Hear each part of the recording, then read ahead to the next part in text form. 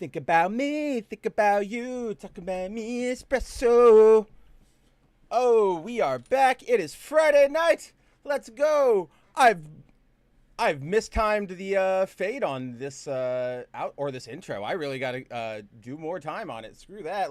Why wait? What's going on, everybody? How is it going? Welcome back to another episode of The Good, The Mav, The Ugly. You might know me as Mav, you might know me as Spencer McCooley, you might know me as the editor-in-chief of Bounding Into Comics, your best source for truthful, real, non-AI written news on the internet. Otherwise, you might just know me as your friend, your pal, the host of this here show. Guys, we have made it through another week. It's Friday again. I'm so excited. What am I supposed to do with this information? Woohoo, right? But we have made it. As always, we are here to hang out, kick your weekends off right. It is things are getting hairy out there. It's a very sticky time kind of across the world. So as always, that's why we have this show. Make sure to remind you guys that there are positive things out there. So we'll be hanging out tonight. We'll be talking a bunch of stuff. As always, guys, this is an open show. That's why we host this. I want to hear from you guys. What do you guys want to talk about? So, drop whatever you guys have, whatever thoughts are on your mind in the chat. I don't know why my head is so all over the place right now. I'm genuinely like flustered, and I don't know why. This is the normal show we do every week.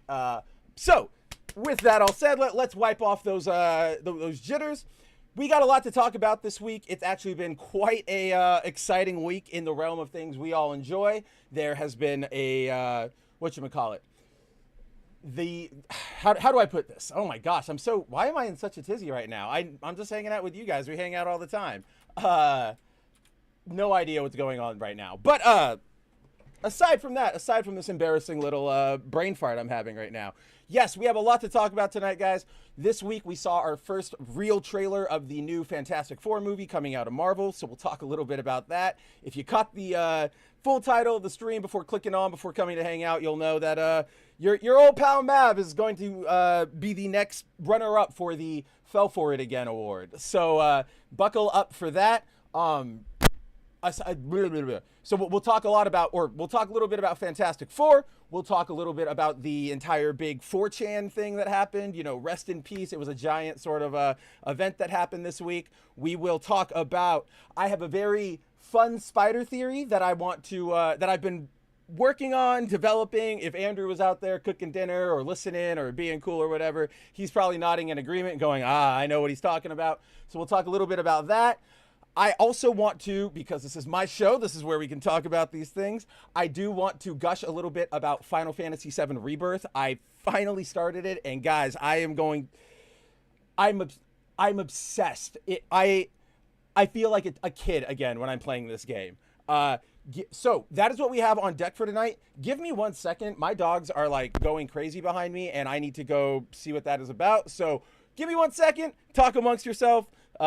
Solve the math problem. 2 + 5 = what? And I will be right back.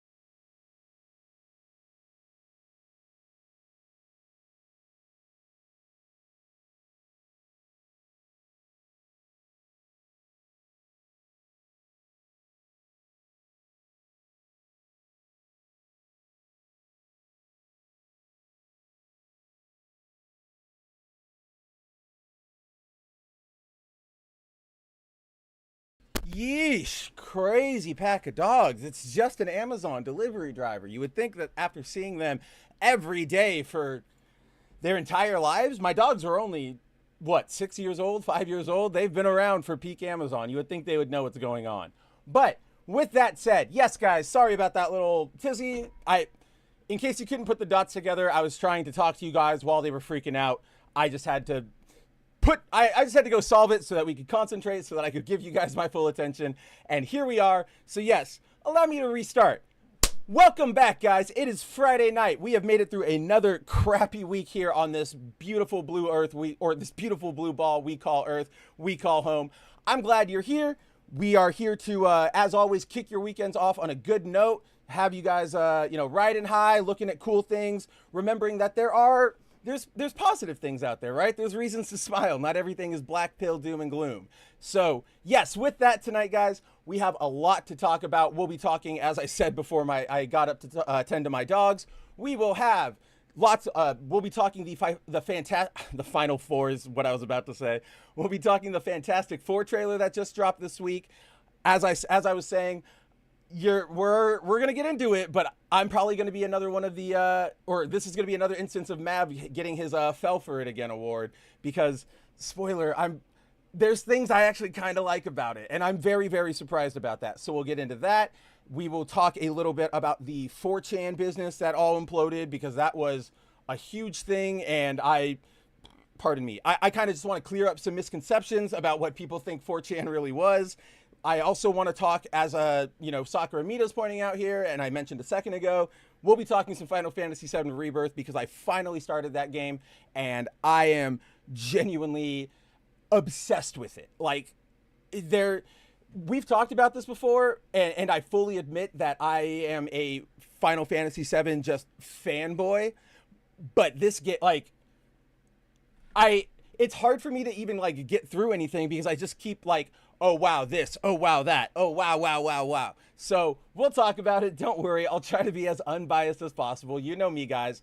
At the very least, even if I am super, super biased, I'm going to be honest with you. I'll tell you that ahead of time, and we'll try to get to as neutral of a read of everything as we can.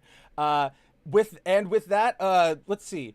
I felt like, oh, right. And if we have time, there is I have a Spider-Man thing, a theory that I want to run by everybody. I've been working on, or not working on, but mulling over in my head. Ran this by Andrew. If he's, cooking or watching me or has me on in the background, whatever, he's probably nodding his head going, yep, I know exactly what Mav's going to talk about this week. So with that, guys, let's get into, well, not really it. Let's just, how are you all doing? Let's dive into the show. Let's check in with everybody who's come to hang out with us thus far tonight.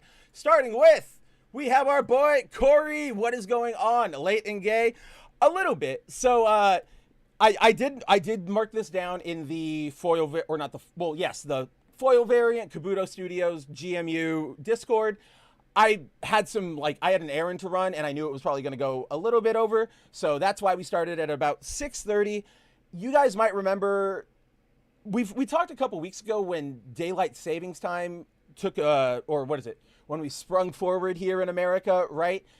Where I live, the state I live, for my non-American friends, I live in Arizona, and in Arizona, we don't do daylight savings time. So the old adage that we remember is, spring forward, you put your clocks forward an hour, fall back, you take them back an hour. We don't do that over here. So when I first started the show and I was saying, 5 p.m. Pacific time, that's when we're going to start the show, that was 6 p.m. my time, and that was what kind of worked better for me. With the time change, I totally blanked on what I want to do schedule-wise. Right now, so this is a sort of a full disclaimer, and kind of wraps back to another piece of clerical news. So last week, you might have noticed that we did not have a show. That was because I was just absolutely slammed with Bounding Into Comics work on Friday. If you're in the GMU Discord, you'll know that I was like, hey guys, I know I'm late. Do we still want to hang out? And, Sakura and a couple other guys were like, yeah, let's hang out. And I was like, yeah, all right, I'll see you in a couple of minutes. Right when I said that, I got a pretty big news story dropped in my lap. And I was like, I need to cover this, but B, I need to beat everybody else to the punch on it, right? So I hit that. That is why we didn't have a show last week. To that end, as I was talking to a couple of you guys throughout the week, right now, with Bounding's going through some staffing movement, no firings, nothing bad. We're just sort of realigning who's assigned to this, who's assigned to that. So it's a little shaky over there right now. Plus, I've got a lot of just real life responsibilities I've had to do over the past couple of weeks. Long story short, I'm slowly I don't want to, how do I put this? I don't want to make it sound like I'm a victim or anything, but I'm slowly flirting with burnout, So I'm trying to realign my schedules right now. My sleep schedule is completely fucked up. All of my work and timing, I need to realign that, and I'm trying really, really hard. So I want to realign. I want to get back on a normal schedule. Hopefully that'll happen soon. Every weekend I say, like, I want to realign my sleep schedule. This Friday tonight, I'm going to go to bed relatively early, and then I'm going to do that on Saturday and Sunday, and then I'll be great on Monday.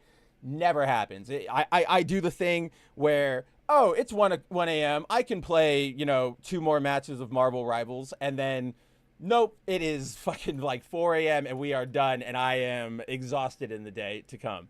So all of that to say, all that little ramble, yes, last week we didn't have a show because I had a bunch of actual work to take care of over on Bounding. Going forward, we are hanging out, but some scheduling, timing hiccups might occur, pushing things back by like 30 minutes, maybe an hour at worst. But that's, I thank you guys for sticking with me through that. I still want to hang out with you guys. You guys are my priority every Friday.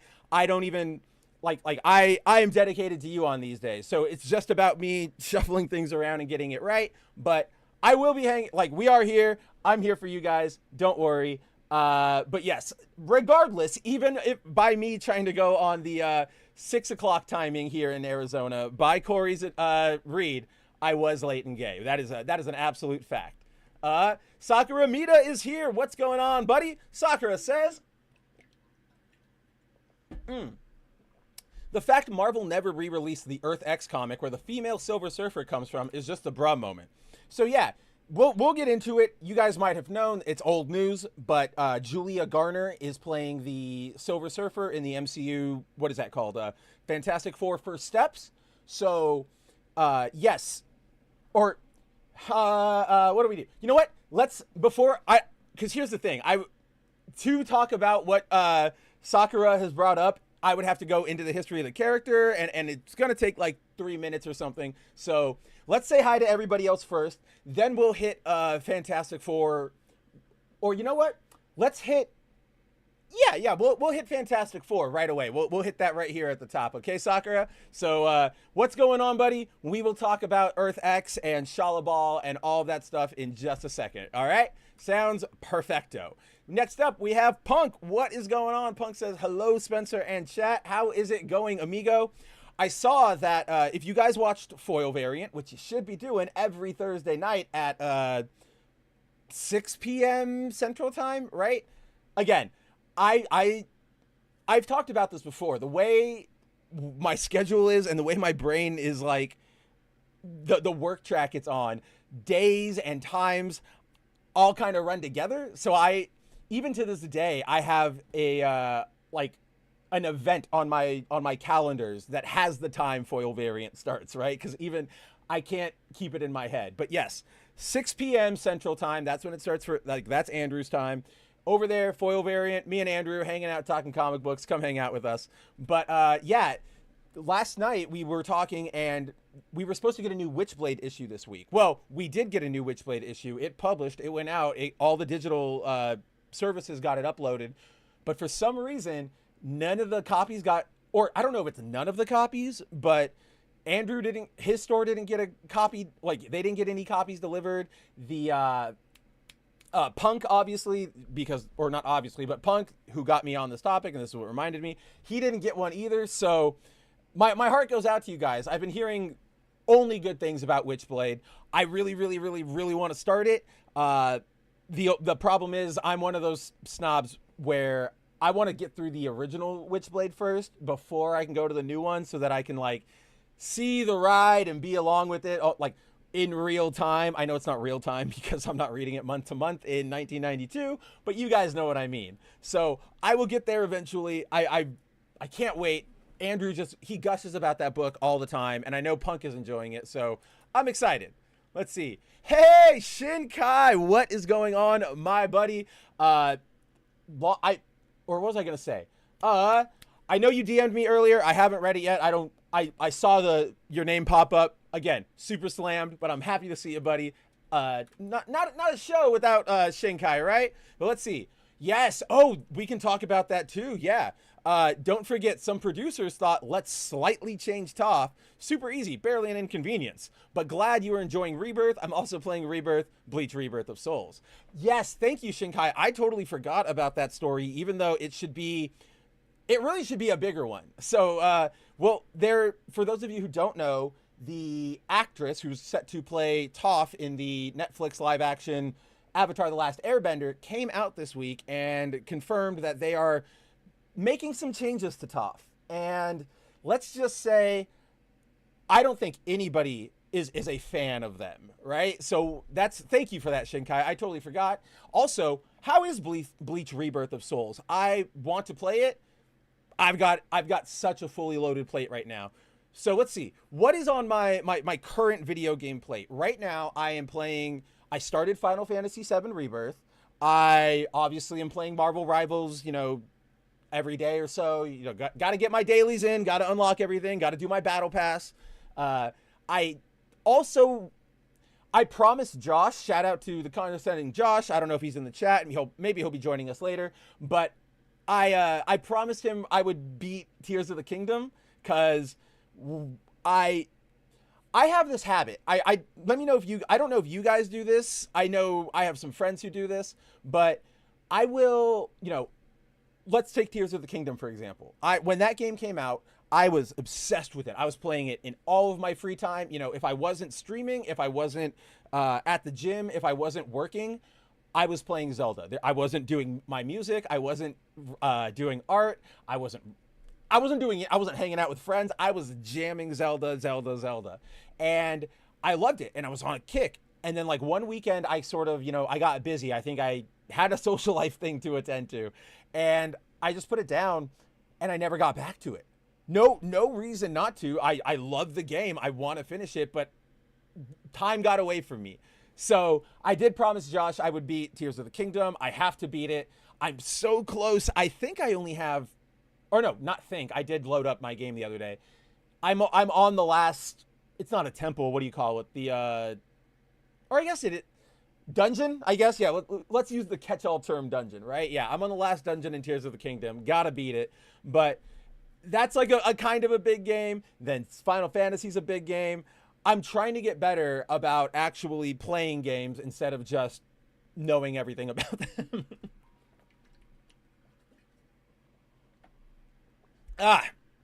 Let's see. What? Punk says, the best thing about having, or the nice thing about having a bearded dragon as a pet is it doesn't make any noise. I forgot you had a bearded dragon. That's so cool. Like, reptile pets, all of that stuff. I wish I wasn't such a little weenie girl when it comes to, like, reptiles, because they're so cool and I like touching them, but something about them always makes me like, ee! I'm such a weenie. I'll admit it. I'll take my L here, guys. Punk says, you're going to have to buy a lot of the trades of the original run of Witchblade. Do not worry. My Pakistani homie, he hooked me up with what are they called? The complete collections. There's like 3 of them. They're murder weapon size, right? Like they are thick. So I've got them. I've started going through them. I got through the first arc. Yeah, I know I've finished like the first 6 or 7 issues where Sarah gets the Witchblade, and what's his name? Ironside, I think, or whatever. He tries to manipulate her into giving him the Witchblade, yada, yada, yada. I finished that arc. I know there's a lot more to go. So in the 90s, obviously I was born in 1990. I think we all know that. So in the 90s, I was really, really young, and I didn't really get into a lot of those 90s era, like, Image comics specifically until way, way, way, way later in life, right? Like, as a kid, I've never been a big fan of the Rob Liefeld super big strapping muscle, like Todd McFarlane with the overtly detailed sort of stuff. At the time, I wasn't really a big fan of it. I liked your more traditional comic book art. I liked your, who was drawing at the time? Your, oh my gosh, what is his name? Oh God. Not Tom DeFalco. DeFalco was a writer. Dang. I was trying to think of the guy who, now this is just going to bug the heck out of me. I need to look this up. I was trying to remember the artist who was on Spectacular drawing Ben for a long time. Sal Buscema, right? You had Sal Buscema, Bill Sienkiewicz, all that sort of stuff. Well, not Bill. I didn't really like that.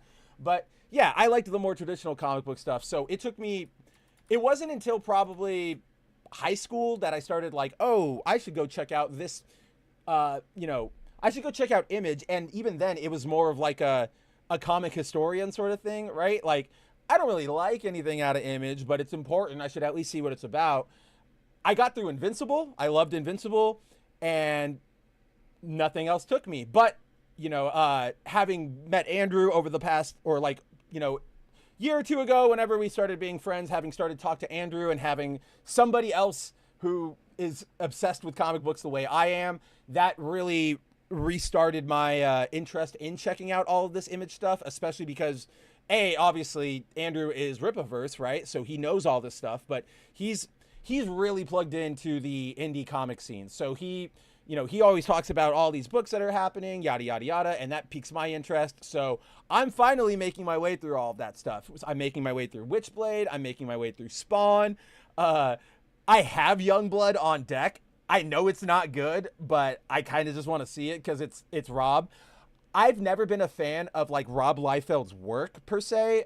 I still sling the same jokes everybody has. You know, he's not very particularly good with his, like, there's no dynamicism to his poses. He's really weird with his anatomy sometimes, his coloring, and he's just, I know why he was popular in the 90s. Like, he was that definitive big strap-in, like, pouches and big guns sort of aesthetic. I get it. Just was never the thing for me. But I cannot help but like the guy. Like, I don't like his work per se, but god damn it, every minute I will be rooting in Rob Liefeld's corner for him to like succeed. For example, you guys might have you guys might have heard this, but so in recent months, or how do I put this? Okay. Whoa. Uh-oh. No, we're gonna get totally copyright busted, aren't we? Oh no, we're not. Hold on. Okay, sorry about that, guys. When I tapped my head a second ago, I accidentally kicked off the like play button feature on my AirPods, so it started playing you heard me singing it while we were when the intro screen was up, but Sabrina Carpenter started playing, and I went, oh crap, I'm gonna get dinged so fast. Luckily, I didn't have the audio source open and broadcasting, so we are okay. Nobody's getting taken down for espresso now. And yes, guys, of course I'm like spinning my Sabrina Carpenter albums because she's in Fortnite. What do you want from me? I am only a man, but I digress. So you guys might have heard, but in recent months, Rob Liefeld has basically said, I'm fucking done with Marvel. He's like gone on his podcast and said like they're disrespectful, they don't treat creators right. Every interview he's given since then, he's just blasting the industry for their treatment of treatment of creators?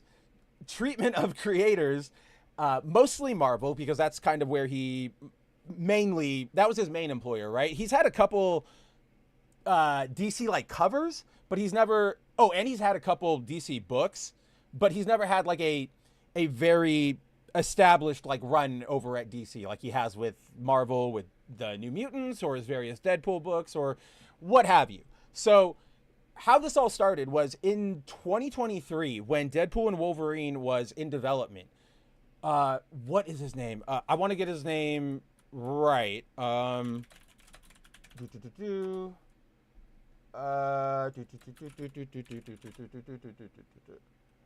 Okay, yes. So Roy Thomas, if you guys don't know who that was, in the 90s, early 80s era of Marvel Comics, Roy Thomas was one of the bigger editors working at the publisher, right? So for those, the way these publishers work is you have your big old editor, your your executive editors who kind of oversee everything. Then you divide that into offices, right? So and that's generally divided by either genre or character. So, that's our cosmic office, that's our Batman office, that's our Spider-Man office.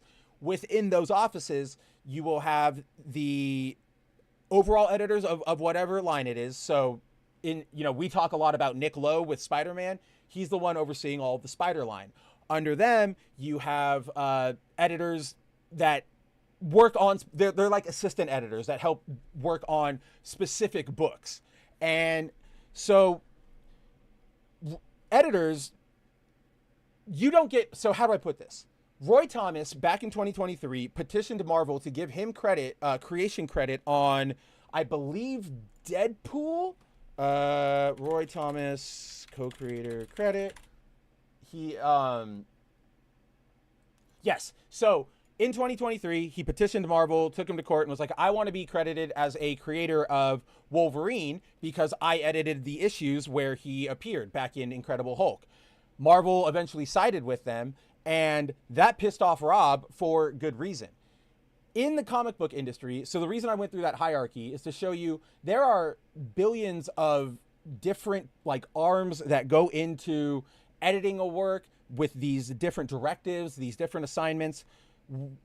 Editors do not typically get creative credit ever, right? Because the role of an editor isn't to sit there and go, this is what the character is going to look like. You do things like, hey, maybe he has, instead of, I'm again, this is just a random example or whatever, right? Like, oh, maybe instead of this character having, a fist of fire, we give him 3 claws, or maybe that's even too specific, but maybe it's like, oh, instead of, coloring his claws yellow to match his costume, you make them silver to make them more metal or something.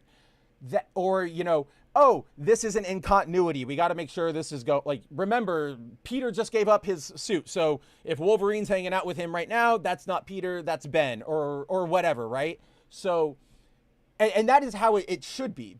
Right now, the way Roy Thomas is, I highly disagree with Roy Thomas getting credit because he was just an editor. You didn't draw him out. You didn't come up with the idea of the character. You didn't write out his story, and you didn't really contribute past just overseeing his stuff. So when that happened, Rob got kind of irked because he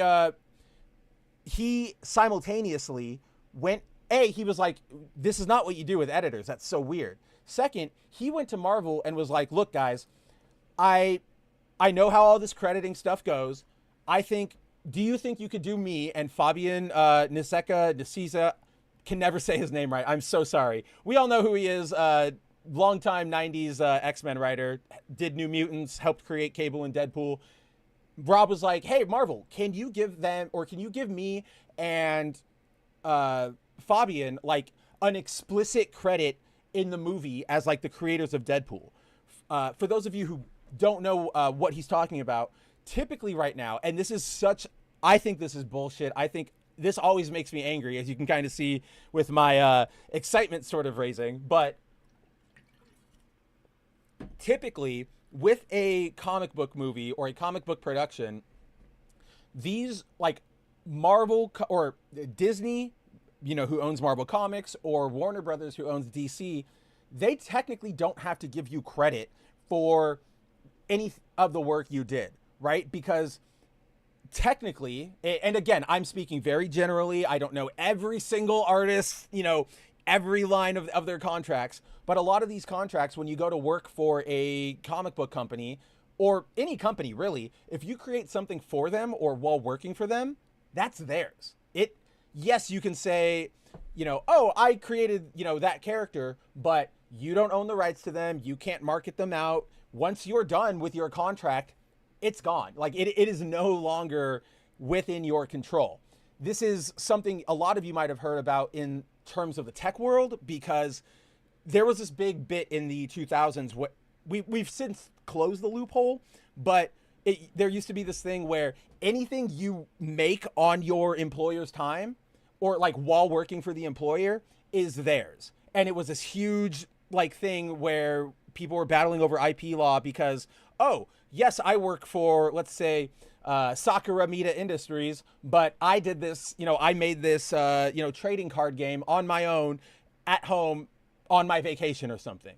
There were bullshit laws in the corporate world saying, well, you're under their employees, so that's all technically theirs, and it's crap. But to that end, because of that, they don't have to say, oh, we're going to give credit to Rob Liefeld, we're going to give credit to Jack Kirby, we're going to give credit to Stan Lee, even if they don't have to give it to him. They use Stan Lee because that's a marketing tool. But they could just put out a movie that says like Marvel's Deadpool, Marvel's Spider-Man, right? That's all you really need to get in terms of legally crediting people. So Rob, and so to that end, most comic book companies nowadays, or most comic book movies nowadays, will at least have a special thanks bit at the very end, right? In the credits, it says like special thanks, and it's usually all the editors, writers, artists, anybody who sort of contributed to bringing that character's mythos, image to pop culture and all that sort of stuff, right? Like you will see in No Way Home, you'll see credits to Jack Kirby, or to Steve Ditko, to Stan Lee, to Dan Slott, right? To Humberto Ramos, even though, because they helped create some of the more newer stories that they're pulling from. So Rob went over to them and said, hey, do you think you can just, in the beginning of the movie or whatever, when you're doing all the directed by and written by, do you think you can just put a credit that says like character created by Rob Liefeld and Fabian Nicieza? And all he wanted was a credit, didn't want any money, didn't ask for anything past that. He just said, hey, do you think you could do that for it? Like, I just think it'd be cool, because you really don't have Deadpool without Rob, right? Like, so they ignored him, but according to Rob, Marvel lost their shit. They were like, how dare he? Excuse me? Like, who the fuck does he think he is? And then they yelled at his agents, and then his agents relayed the message to Rob. And so Rob was like, what the fuck is going on? Then he went to the Deadpool and Wolverine premiere, the red carpet. No, he was snubbed and shunned by Feige and all the Disney executives. He later, after the event ended, he went over to the actual professional photographer Disney had hired and said, hey, do you think I could see some of those photos you took of me and my family on the red carpet? Just, see if we look good or whatever. And he went, oh, Disney had me delete all of the photos of you guys, except for the ones where you could not be taken, where Feige's in the forefront and you're in the background or something. That one still stays. And so Rob was like, what the hell is going on? And then he tried to go to the after party for the movie, and he wasn't on the list. And nobody, Feige wouldn't, wave him in at the end or anything, and they completely snubbed him, which isn't something, or according to Rob, Deadpool 1 and 2 never happened to him. Or even, Deadpool 1 and 2. I was going to say Bloodshot, but Bloodshot's not him. It's just Valiant in the spirit of Rob Liefeld. So, with all of that having broken down, Rob said, you know what, Marvel? Eat my ass. And he left, and right now he is doing a revival of Youngblood, and he is out, and it's not just the comic book. He's doing the comic book, he's trying to get a movie going, an animated series, video games, toys. He's really doing the 90s media empire image thing, right? We've seen him do it before, Godspeed. All of this long anecdote to say, I don't have any real hope for Youngblood. I don't like Youngblood, I don't like his work. But every time, I'm over here going, I hope you succeed with Youngblood, Rob. You get him, Rob. Yeah. So, I don't even remember how we specifically got to Rob Liefeld, but there we go. Oh, that's right. We were talking about Witchblade. Goodness. Yes, Punk. Thank you. Ken Irons. That's what I meant to say. Also, Punk also mentions The Darkness was a very good comic. It was. And I do need to read that, but I do have more exposure to... So I do have exposure to Witchblade, Spawn, and all that Image stuff. Obviously, Spawn was everywhere in the 90s, so cultural osmosis, I knew him, and then I kind of really became... I wouldn't say familiar with the character, but I kind of became more... Or he became more recognizable to me. he went from like an acquaintance to somebody I would actually like wave at the supermarket if I saw them, right?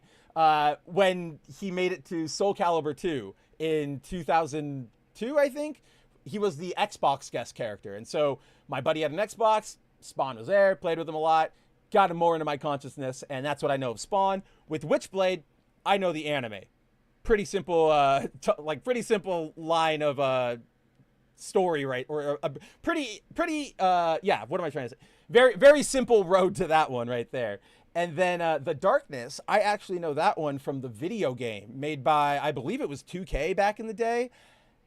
A surprisingly good game. I'm very, very, very sad it didn't get a sequel. I think it was, they were developing one and then it stopped and then they wanted to bring it back, and it's just one of those things, right? So, yes, Darkness, definitely recommend it. I know that they're reviving Darkness, I believe. Like I know they were teasing him in like the holiday special from this past December. I believe I think they've already done a preview. Not entirely sure, but you know.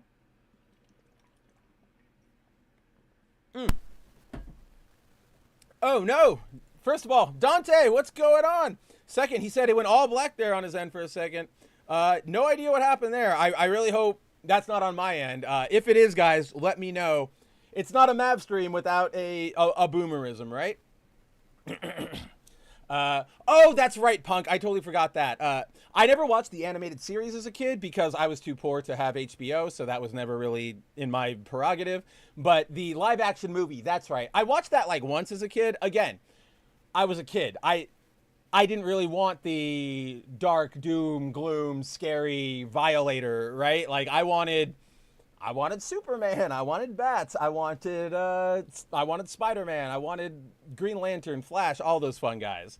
But I have since watched the animated series, and it's pretty good. And the live action movie's not fantastic, but I've talked about this before, and we'll talk about it when we get into Fantastic Four. There's just I'm definitely having like rose-tinted glasses for that movie because it's not great, but it's still, I feel like it's better than, or at least less gross, less corporate dripping than the things we're getting nowadays. There's some semblance of like heart inside of it. So I look a little fondly on it, even with its very terrible CGI. And also John Leguizamo as Violator, random, but very much worked, right? Let's see. Sakura asked, I wanted to get to this. What if Final Fantasy VII released for the N64? The only thing that would change is like you said, they were originally so the PS1 and all of that stuff, that was sort of originally, FF7 was originally being developed for the 64 when they were still using CD technology. When Nintendo decided to switch to cartridges, Square Enix said, we can't fit the game on a cartridge. So they went to PlayStation. That's where we started getting the multi-disc releases. So it's again, this is with a lot of the what ifs you've been posing lately, this is more just like nothing really would have changed outside of the delivery method we would have gotten from it, right? We would have had a weird 4 cartridge release, and we might have gotten Cloud in in Smash Brothers a little sooner than we might have gotten him in Brawl instead of 4 and Ultimate. But Ultimate, like, again, remember, that game's not Nintendo. The console it's on has no real effect. If they really wanted to, they can make it for N64. It's just going to be across 7 billion cartridges. Shinkai says, I enjoyed Bleach Rebirth of Souls. It's not a button mash, kind of like a better polished Ninja Storm game. Buttons more strategic. Also, nice secret stories for the lore. Cut scenes for story is fine. Not a fan of some soundtracks, but overall enjoy it. I'm glad that you're having fun with it. I'm glad that it's good, right? I remember, growing up, even to this day a little bit, anime games, officially licensed games, those were not good. You knew that if a game was officially licensed, it had a 98% chance of being super hyper dog shit, right? And I mean, let's look back at like the 1990s with the PS1, Dragon Ball Final Bout. That game, I like it. I have very fond memories of it. It plays like horse shit. It is not a good game. I've seen 12-year-olds, right? Like doing game jams at elementary schools, make more coherent 3D models and stuff than that game did with a full team of people and licenses and money behind them. Think of most of these superhero games we got over our lifetimes. We did not get a good Batman game, genuinely, until Arkham. We had some, decent side-scrolling beat-em-ups on the SNES and such, but nothing. I don't know how many of you guys remember, but like Batman: Rise of Sun Tzu, or not Sun. What is it? No, that was the game, right? Yeah, there was like a cel-shaded one. It wasn't great. Then there was like that Aquaman game for Xbox that wasn't great. Superman 64, as everybody remembers. And then, yeah, like I was saying with Dragon Ball, there was a period in, I'd say we're still in it, Shinkai, and maybe you can, you have a different read of it. But I think we hit this with the Naruto Ninja Storm games.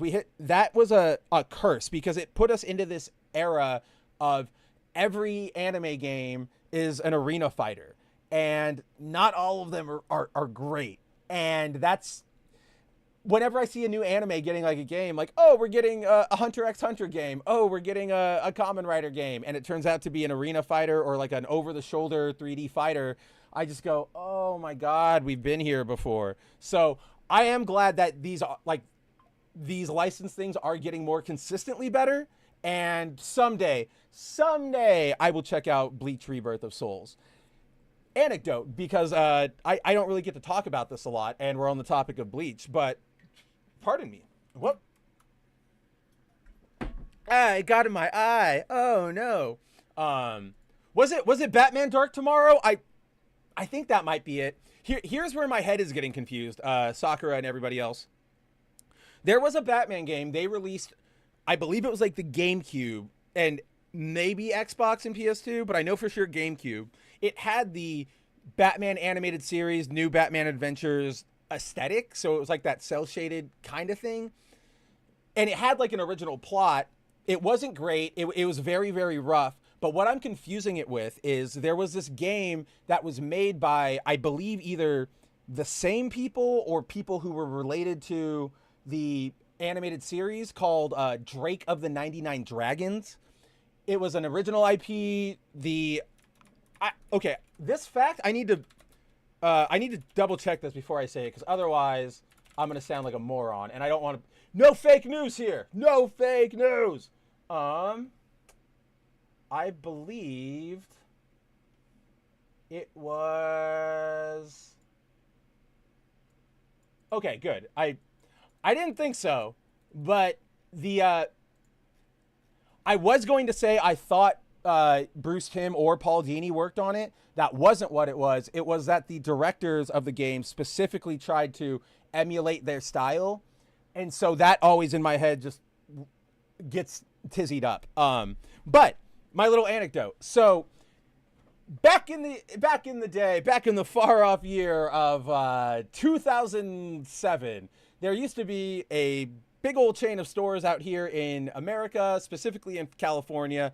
I think they expanded to nearby states like Nevada and Arizona, but primarily California, called Fry's Electronics. Now, Fry's was different from the other stores, things like Best Buy or a Target or a GameStop, in the sense that it was everything tech related, right? You go to a Fry's Electronics, you can buy your dishwashers, you could buy music like on albums, you can buy like specific computer parts, you can buy books relating to computers, you can buy like RAM sticks, you can buy giant home entertainment systems, you can buy car stereo. It was, if you are, now I know this applies to some ladies as well, but this is very much to my fellas out there.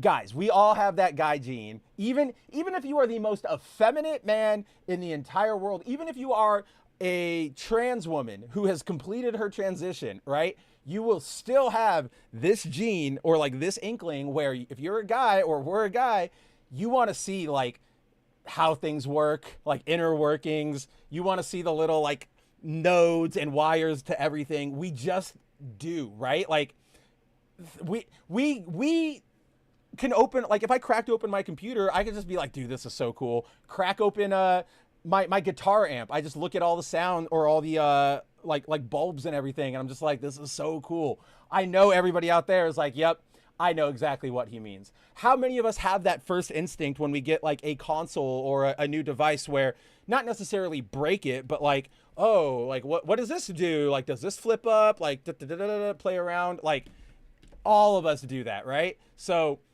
I loved Fry's Electronics. It was fun. It was like, A, very, very resourceful. You could find anything electronic related you wanted. And B, if you were bored as a teenager, you could just go hang out. And it was this giant mega store and pass the time until one of your friend's moms said, hey, you got to come home and mow the lawn. And, oh, gotta go, guys. So the one I grew up in I spent part of my high school years in a suburb of San Diego up north, and they had a location right there. So I would go to that location a lot after school, on the weekends, yada, yada, yada. And so obviously they have video games, and they have PC games, they have Xbox, PS2, PS3, blah, blah, everything, right? Like just a pretty wide selection of video games. One day I'm walking in, all of a sudden I catch out of the corner of my eye the box art for Jump Superstars. I've shown you guys footage before of Jump Ultimate Stars, which is the sprite-based Shonen Jump anime manga Smash Brothers game. This is the first entry in that series. So I'm walking and I see it and I go, what the huh? Because that's a Japanese only game. It never got translated. It never got localized. I was shocked. I had only ever read about it online, right?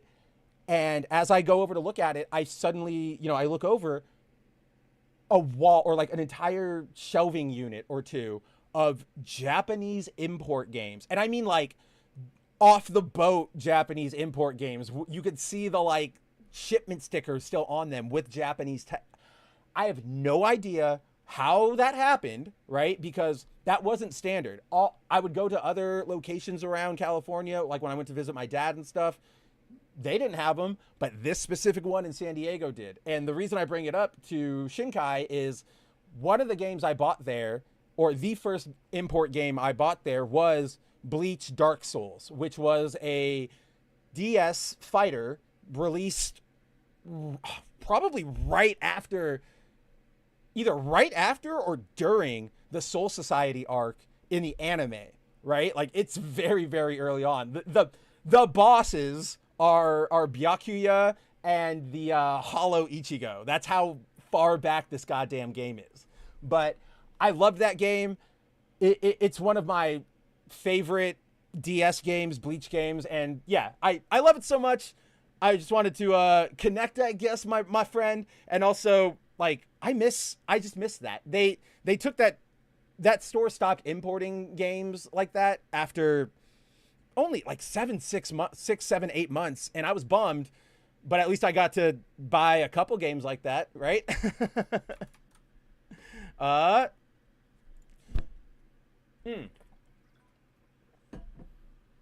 So that's what I was saying, Shinkai. I can't remember. Isn't like Rise of Sun Tzu? Is that a game or is that a movie? You know what? I have Google right here. What are we doing? Batman Rise of Sun Tzu. That was okay. Yes, that was the video game that was the one I was thinking of. Thank you. Yeah, based on the. Yeah, it was based on the animated universe. Here, let's pull up footage. I'll show you kind of what we're talking about here, how it is so bad. Whoa, that is a weird Bitcoin site. That is not what I typed in. Hey, Phantom! What's going on, my brother? Long time no see. How are you doing on this fine Friday? We are just talking about bad video games. Bad video games, specifically having to do with superheroes. Let's see. Where's a playthrough of this? Oh wow! I can't believe this is actually who developed it too. That's what I like to hear. Chilling on a Friday night. Look, and I also know Phantom is chilling. When he says chilling, that he's underneath the waterfall, listening to his favorite tracks, and he's preparing for the weekend of he's gonna go get to like Marvel Rivals gold, then he's gonna go over to Overwatch and get gold, and then he's gonna take like a break to eat, then he's gonna go get another rank up in Marvel Rivals. I see him do it all the time. I see him on my list all the time, and I'm jealous because I wish I could be playing more. I still have yet to try Emma, or I've tried Emma in practice versus AI, but I have not gotten the chance to play her player, and it bums me out. Obviously, as you know, Phantom probably knows, and anybody who plays multiplayer hero shooters like this, because so when you go into a game, of course, everybody can only pick one of each hero. When a new hero drops, everybody rushes to get it, and if you're not like jamming on the button right when you enter the lobby, you're probably not getting the character. So I'm kind of like, you know what? I'm an old head. I've been through this before. I'm going to let all of you guys fight over Emma. I'm going to stay over here and rank up and do my normal stuff. And I'll start getting Emma when you guys get bored of her. And just because Phantom is listening, and I need to just publicly shit my pants about this because I haven't been able to talk about it. Last week, obviously, Marvel Rivals introduced Emma, and with the introduction of Emma Frost, we had the season reset. So everybody's ranks went down, what is it, like 9 ranks from what it was, and if you were below 9, you just go back to 0. I have complained before, and you guys have heard me complain before, that not just, you know, it's really, really bad in Marvel Rivals, but this is also a present issue in things like Overwatch or even pretty much any multiplayer game that requires you to have a team, right? So something like Fortnite, this doesn't really apply because you can still win if your team is dead and you're the only one around. But the matchmaking in these games, I don't know what the hell its problem is, but you will see this thing where you might log in and get 3 matches, whether you win or lose them, 3 matches with people who are good or at least care, at least try, at least are aware of like what their skill is, what character they need to play, what a situation calls for, right? So yeah, you might not win, but at least you'll walk away from it going like, hey, we at least played a game, right? This wasn't the Eagles Chiefs Super Bowl from last year. We at least put up a fight. But then if let's say you win one or you go on like a 3-game winning streak, right? And you're like, fuck yeah, like we're doing this.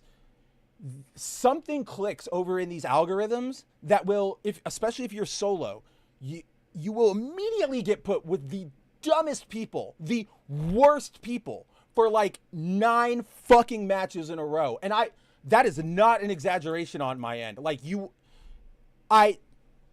to prove how it's not an exaggeration, and how I got to this point, last weekend when the servers reset, for those who don't know with these types of games, the best time to try to level up is right when the server resets, because everybody is, the pool that you will find yourself in is more likely to have players who actually want to try and get out of it early on because everybody's been deranked than later on when those players have already left and you're left with the chicken shit gaggle, right?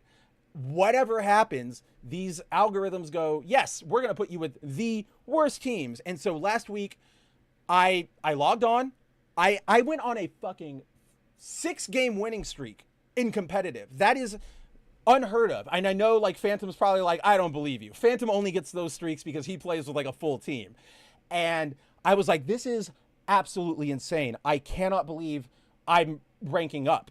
And so like I only want to rank up because at if you get to like gold 3 and above, if you finish the season there, you get an exclusive color skin, right?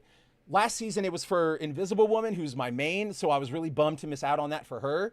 And this season, it's going to be Emma, which I want to make her my main because her kit is what I want out of a tank. Like, it's like hers and Penny Parker's. But regardless, like, if I can't get to that rank, I can't get the skin. So I just want to get to that fucking point. But I go, oh, sick. 6 games I win. 5 games I win. I'm at bronze 1. I'm at silver 2. I can never break through it because like immediately after I'm on a hot roll, it's like playing at a Vegas casino. The NetEase Games goes shut it down, they hit a button, and I just get. I literally have been on in 5 games recently, and I remember this because I was yelling at it with a friend, and I was like notching it down every time it happened. I ended the game not only with more kills as Sue than either of our duelists, our damage dealers, but our damage dealers were negative KDR as the most basic, like, I'm talking fucking Punishers at 5 and 9 when the match ends. I am talking Spider-Man at 7 and 15 when the game ends. And I'm just like, Moon Knights at 1 and 8. And I'm just like, you have to at some point realize you are fucking this up and either change characters, change something up, right? And don't even get me started on the fact that when you get these lobbies of morons, how do I put it? When you get the lobbies of so in Marvel Rivals, one big element of strategy in the game is that there are these things called team-ups, where if you pick 2 characters that have some sort of relation, they will boost each other up in a way, like they might unlock some new moves, they might make a certain move do more damage, they might make somebody heal more. For example, one of the team-ups is if you are Iron Man and somebody else picks Hulk, you will get all of your weapons gamma charged. So all of your animations start glowing green and you do way more damage with them, like all of your attacks when you're powered up. Another one is for Sue Storm. If you pick any of the Fantastic Four, they will be able to generate an extra shield like on demand of like 250 health, which is really good. And Sue will get a 15% healing bonus, which especially in competitive, that matters. Like that can really, really change everything. But you get into these lobbies and you go, okay, I've picked Sue. The other healer has picked, let's say like Cloak and Dagger. All right, let's get some team ups going. Let's get Moon Knight picked. Let's get Johnny or Reed. And then everybody just picks no characters that work together. And I'm just like, what am I supposed to do? I'm the healer. Like, you guys are the jackasses. So, no, Marvel Rivals is making me, yeah, see, that's what I'm talking about. Phantom knows exactly what I mean, right? Like, they're so, and then nothing makes me more mad, Phantom. Like, it gets me, my brain, it starts putting my brain back into, like, 13-year-old, I'm gonna, like, Xbox Live out on you mode, is when I'm going, hey, you're, 1 and 8 as Human Torch. Can you switch? Like, I don't even say, you suck. I just go, hey, Human Torch, you're 1 and 8. Can you switch? Or like, you should switch. And I don't care who they switch to. Clearly that's not who's working for you. Whether it's the situation, whether it's you're not familiar with them, it happens. There are some matches where I pick Sue and I go 0 and 5 immediately. And that makes me go like, okay, this is just all the wrong matchups for her. So I've got to switch. Even though I'm really good with Sue otherwise, there are just those times. You have to be able to adapt, and these players don't do that. But then you get to the end, and these guys go like, dude, why are you getting all like pissy? Why are you getting annoyed? It's bronze. Chill out. And it's like, yeah, it's bronze, but I want to get the fuck out of bronze. Like, I don't want to be here. That's the entire point. Like, do you think I want to hang out with you chuckle fucks who don't know how to use Punisher's ult? Like, no, I want to go up and I want to get Emma's skin. You guys are being the best. Help me help you. If you want to keep being a jackass, win this game, get me out of here, and I'll leave you alone to be a jackass, right? Hey, Timon, what's going on, buddy? How is it going? My fellow Shiny, my fellow Zero Oneer, my Orca crew member, how is it going, buddy? I feel like we haven't talked, even though it's been, oh, that's why, because we didn't have a stream last week. But yeah, I feel like, yeah, missed you, buddy. How's it going? See, I'm so jealous, Phantom. I know that Emma's kit, like, using it, having used it in practice, it's awesome. Nobody's gonna let me use her. Like, it's so annoying too. I just discovered this. in Marvel Rivals, the practice mode that I was just referring to, practice versus AI, that drops you into a match where the enemy team is all AI. However, I didn't know this. It also, when you drop into that, your team is all humans, right? So I've been trying to go into practice versus AI with Emma to A, practice versus AI, and B, do all of her challenges. And I keep getting snagged. And I'm like, oh, because like, I'll click practice versus AI. My brain will go, okay, everybody's going to be in AI. So then I like look at Discord and then I go, oh, everybody's been picked so far. Then I have to leave the game and get back in. Blah, blah, blah, blah, blah, blah, blah, blah. Let's see. Yeah, Timon says, that's why I don't play multiplayer games. Your fun depends on others. So generally, I don't play a lot of multiplayer games anymore. So you guys might know that there's a term I use to refer to myself, right? It's in all of my profiles, wea bro, because I am very much a giant ass weeb, you know, big nerd. I'm looking at my Hatsune Miku cards right now. You guys know that. You've been watching this show, or if you haven't, welcome, and you're about to learn that I'm giant, like a giant weeb. But I'm also very much I'm kind of bro-y, and you know, I love sports, I love going out and being social, I love working on like cars and all that sort of stuff, but I also I do have a competitiveness to me, part of that bro side of me. And so like I do very much like multiplayer games, like a Marvel Rivals or a Fortnite. The problem is, and this is what you're like, to your point, Timon, and this is, again, I admit that I'm subjecting myself to this, but you know, if I go into a game, there have been rare times, right, where I have 4 friends or like 3 other friends and we can do a 4-man Fortnite squad, or I go and I have 6 friends and we can fill out an Overwatch or a Marvel Rivals lobby and we can all talk to each other and we can all communicate normal. That, like, then in those instances, multiplayer is like the most fun thing in the entire world, just like hands down. I think most of us can agree on that. That, to that point, yeah, going online and trying to deal with all that shit, I don't really like that kind of stuff, right? Especially, or let me rephrase that. I don't like extremely hyper sweaty, super, like, this is my career level multiplayer play, right? Like, I hate the playing in the like super upper tier StarCraft stuff. It's that stuff to me.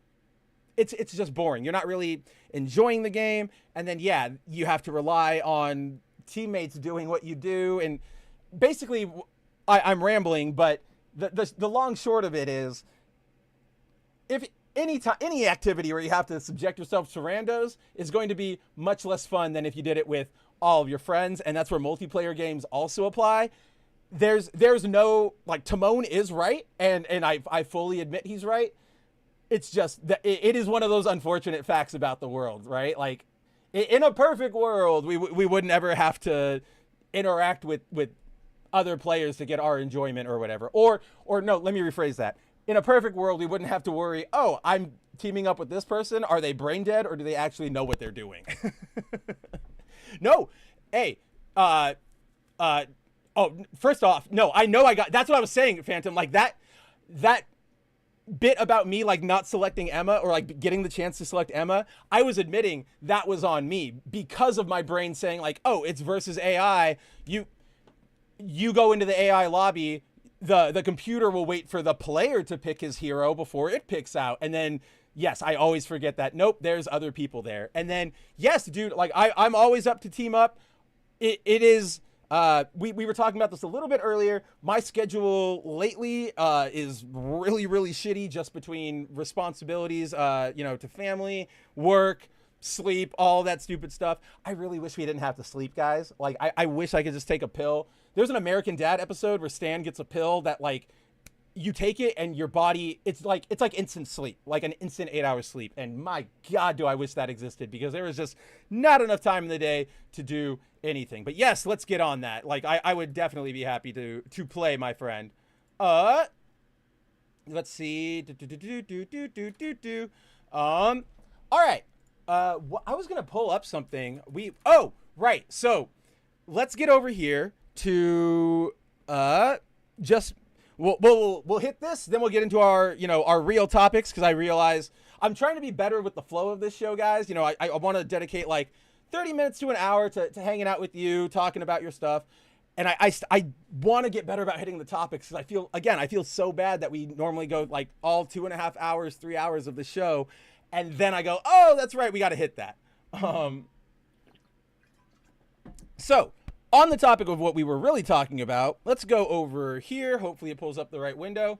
So Batman, Rise of Sun Tzu, right? This is what we were talking about earlier. Last technical entry into like the Batman animated universe, a beat 'em up type game. It's rough. I'm gonna hit play. I'll show you guys what I'm talking about. But funny enough, developed by Ubisoft. I actually did not remember that. Here, let's see how bad these sound effects and music are. We can all listen together.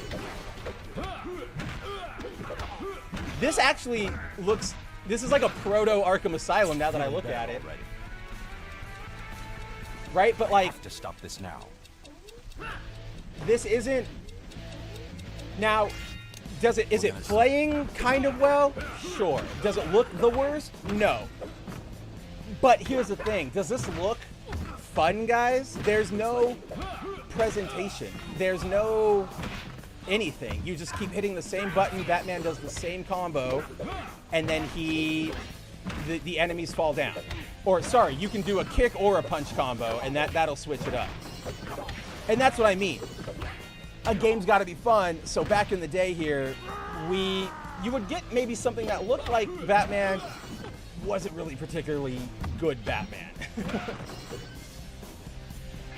Again, even knowing that this is back in the day with GameCube, this is not really like satisfying. This is really.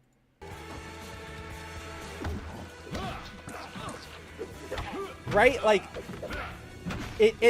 how do we put this, guys? It lacks that presentation and that like, so we've, over the last few weeks, ever since the game released, I've been basically like deep-throating Marvel Rivals, in particular for its dedication to the source material and the characters and the love they're showing there. This feels like part of that is there with like, or at least in the video game sense, like the graphics are kind of cool. There's some cool effects on his fist, but there's no presentation here that makes me feel like this is like anybody really cared past, let's get this out. So this is kind of what we were looking for or looking at back in the day. Not great. We have definitely evolved, and we are all the better for it. Bomb has been defused. Okay, let's see. We'll let Bats play out for a little while. Sakura, again, Sakura asks, what if Final Fantasy 13 released for the PS2?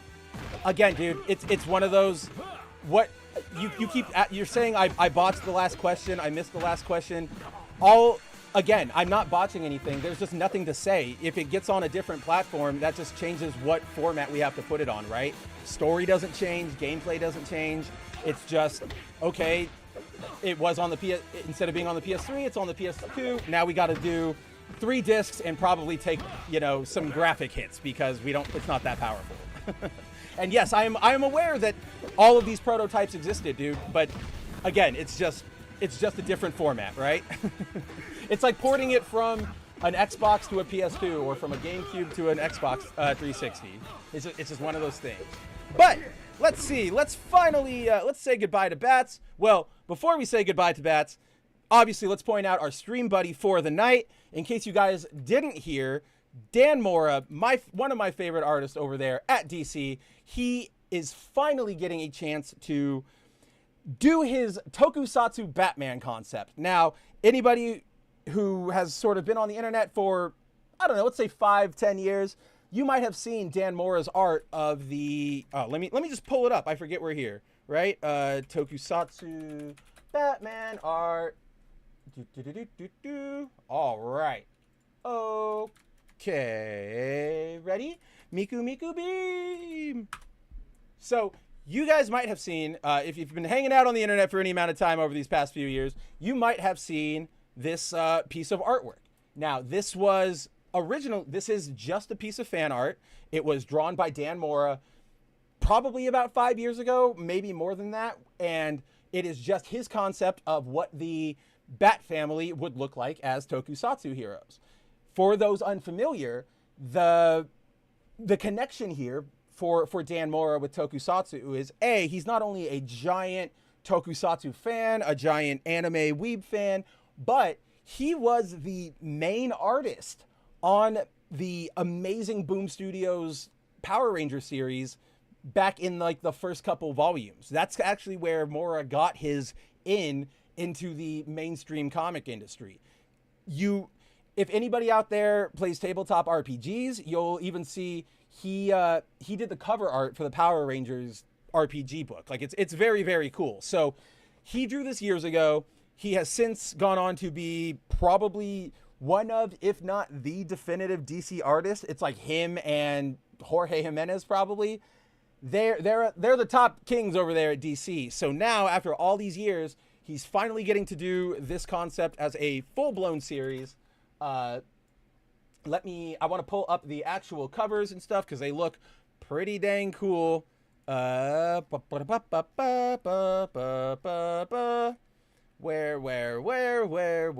is it on my Twitter feed? There it is. Yes. So Mora is finally getting a chance to do his Batman Toku idea. So he'll be drawing the series, and there's this awesome. I am so obsessed with this cover right here. This is probably one of, if not the most weeby opinions I hold. I fucking love like Japanese posters and stuff because kanji is like a visual language, right? Obviously, you use images to represent words rather than like letter images. We don't have to get into the whole semantics thing. That's for my pretentious English major ass. But because it's a visual language, you can do things with it. It looks cool, right? Like, for example, in JoJo, the menacing, the classic menacing kanji, that would not look as cool if it said like spooky, spooky, spooky, or like menace, menace, menace, right? So that's my most weeby thing. I can't get over. I just love anything with Japanese text on it. You know, guys, when I'm finally arrested by ICE or whatever for being slightly yellow, and I get thrown into the El Salvadorian prison because I fucking hate Trump and Elon Musk and Stephen Miller and all those cucks. Like, as soon as that happens, I want you guys to find somebody to write like my death warrant or whatever in Japanese. I think it would give a cool visual flair to all of it. You know what I mean? But yes, so Mora is finally getting his chance to do the Toku Batman. Cool. Another cool bit it is a cool bit. I don't know what I'm saying. This will be written by him and Kyle Higgins, who Kyle Higgins was the writer over there at Boom Studios Power Rangers. So we're basically getting a Power Rangers Boom Studio reunion, which is, if you're a longtime viewer of this show, you'll know I have nothing but high praises to sing for that series, at least up until the Dakin like arc concludes, what was that? Darkest Hour or Shattered Grid, whatever that big one was that was like super blown out back in the day. That's a really good arc. After that, Higgins and Mora leave and it kind of gets weird. Like they start introducing US original mechs and they're just not really good. And so long story short, yes, great creative team coming onto this book. Great art. I am so excited that Toku is just getting a bigger foothold here in the US because I hope it will. I don't want more US Toku per se, right? Like I don't want sort of how like where America said, "Oh, I'm going to make Avatar: The Last Airbender." That's I'm going to do an anime type thing. I don't want America to start doing that, but I do want a better acceptance of this stuff out here so we can get, more releases of Kamen Rider or Metal Heroes on Blu-ray, or we can get localized releases of the various video games that exist out there, or just more merch in general, right? Like that's what I want more of. And I hope that if it gets big enough, or like if it comes here and Toku, if someday Hollywood finally recognizes how much people love Toku and why people love Toku, we could maybe get a change in the way we make movies, in the sense of a move away from gigantic CGI headaches to real actors, put them in suits, put them in miniatures. We'll talk about this, we'll get into this. We'll be getting into this right now, or into this topic right now, but I'm pretty sure, or I'm at least hopeful, I think they used miniatures in Fantastic Four. And that's the kind of thing I really want us to get back to. That things just feel better, things look better, things are, I don't know, more soul the more physical stuff you do over just like blatant. Again, guys, like what Snyder Cut, one of the like worst things I've ever watched in my life. Not in terms of like, story or direction or whatever. Like all of that, it's fine. It's at best a 7 out of 10 movie. But just all of that CGI, I've said this before, the only movie in my entire life that I have had to stop halfway through and come back to. And I did that because I just went, this is a CGI fucking nightmare. Like, I cannot look at this. Like I cannot do this anymore.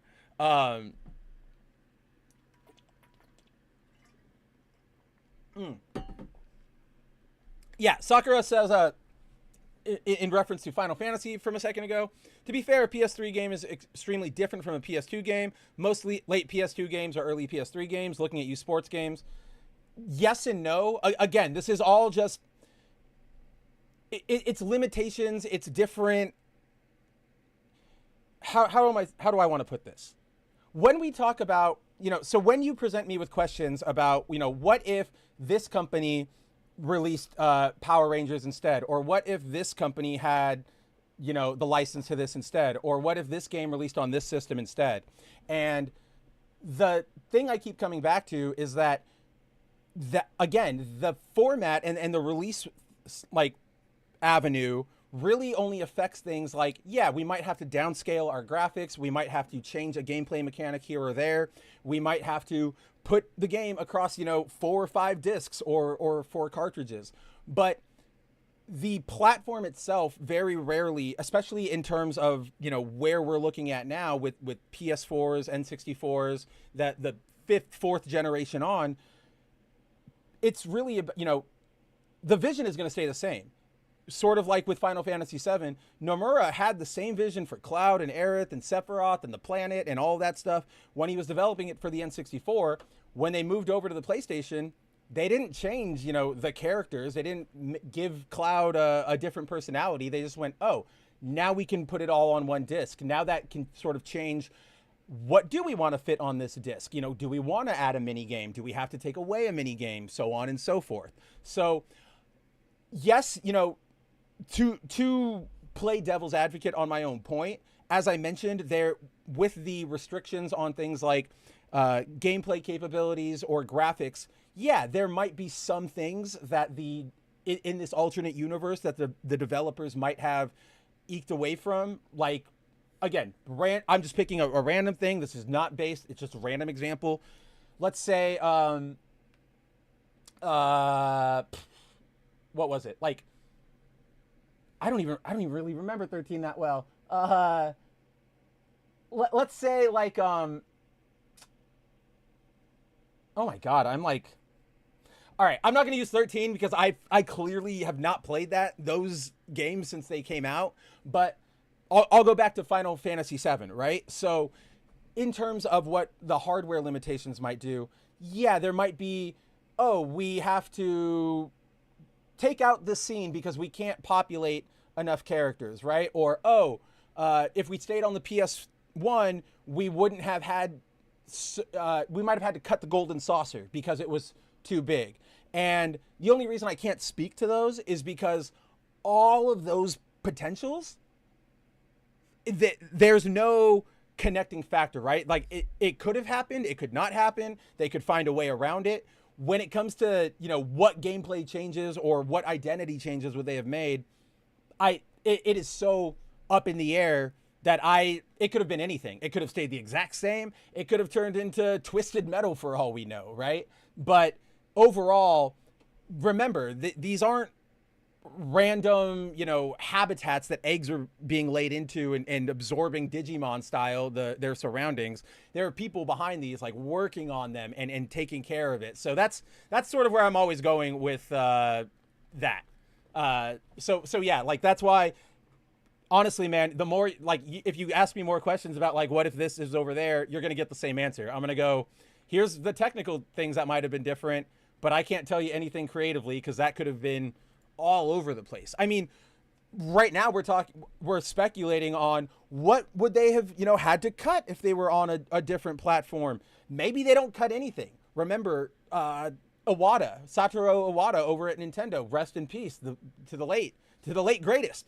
But he, Pokemon Gold and Silver, that game was fucking massive, and it was not going to fit on one cart.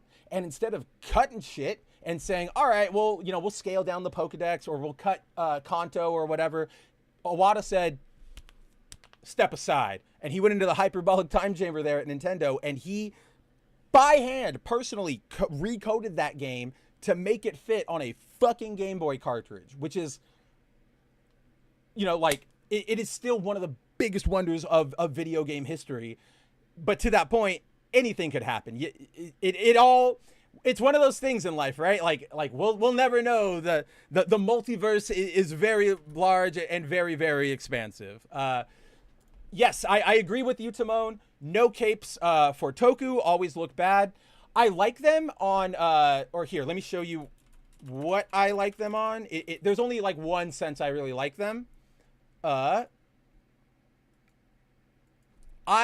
liked them here.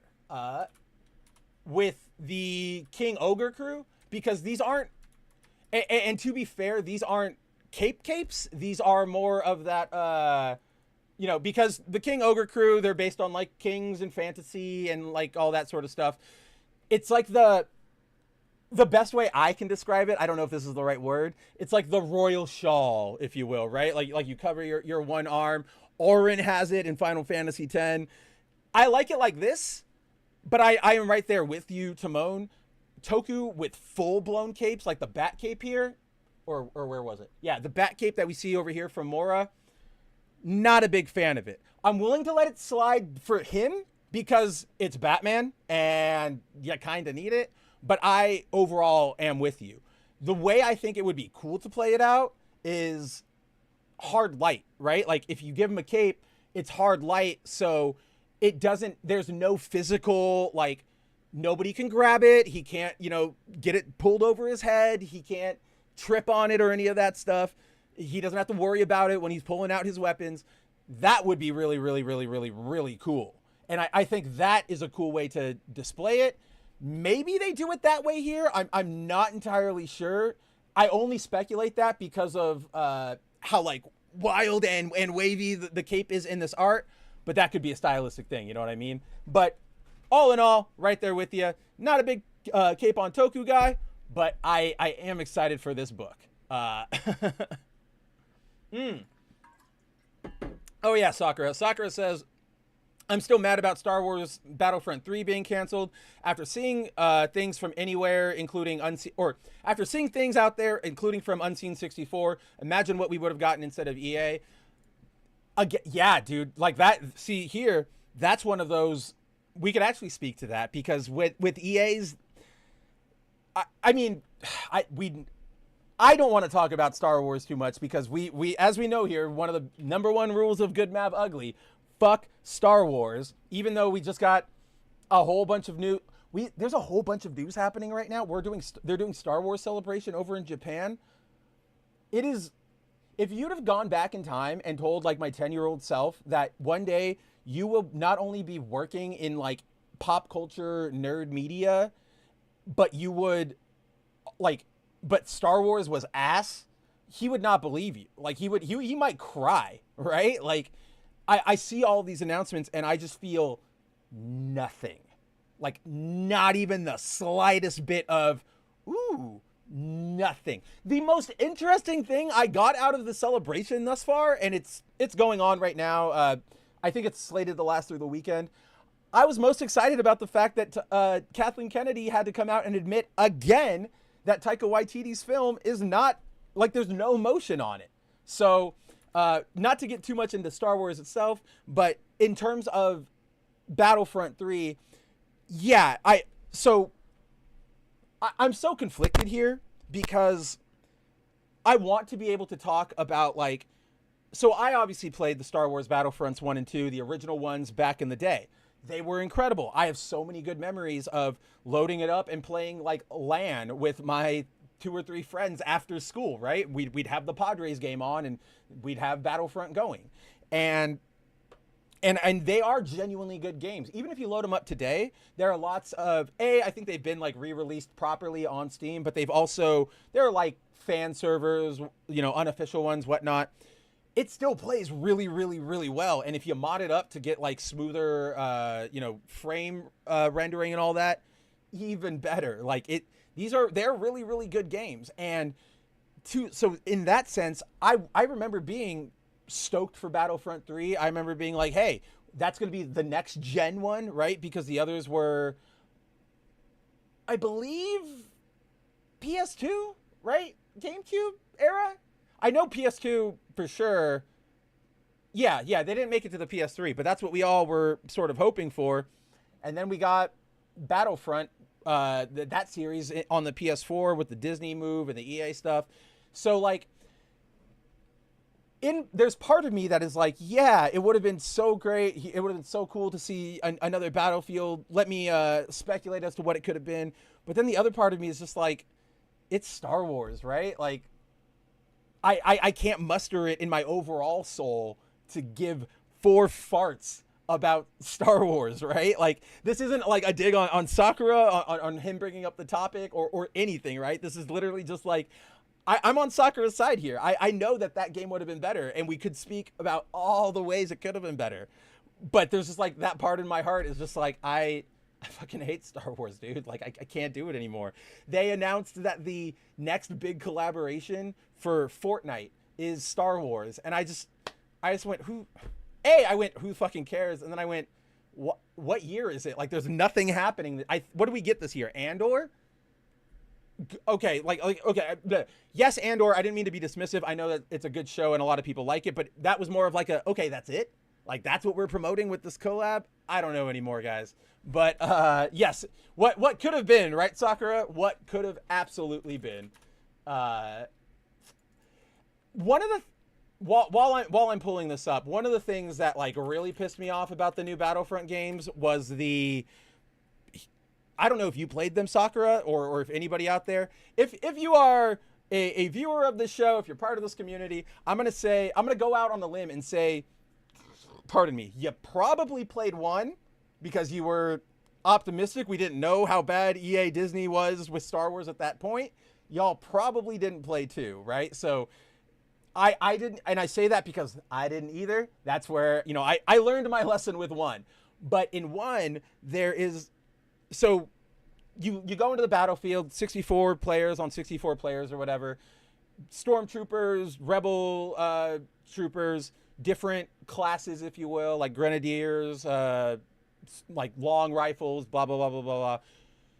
If you want to play as a hero, right? If you want to play as like, yeah, you got lucky, Timon. Like, of all the people in my head, I knew that like you probably wouldn't have, but I'm guessing most of us out here went, ooh, cool, Battlefront's back, next gen.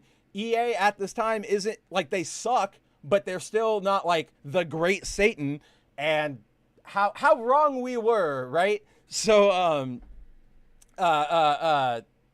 oh dang it, what was I even saying about that? Oh, in Battlefront, you can play as like heroes. You can play as Luke, you can play as Vader, you can play as Boba Fett, but you only get them like by random item drops on the field. And then like if you pick up the coin or like you get your chance and then the match ends, fuck you. You go right back to the start of the queue or like the end of the queue. It was so frustrating. And that's like on top. I mean, that's just like the thing that like my thorn. And that's on top of like the game played like shit. It was monetized to ass. There were no maps. The controls were god awful.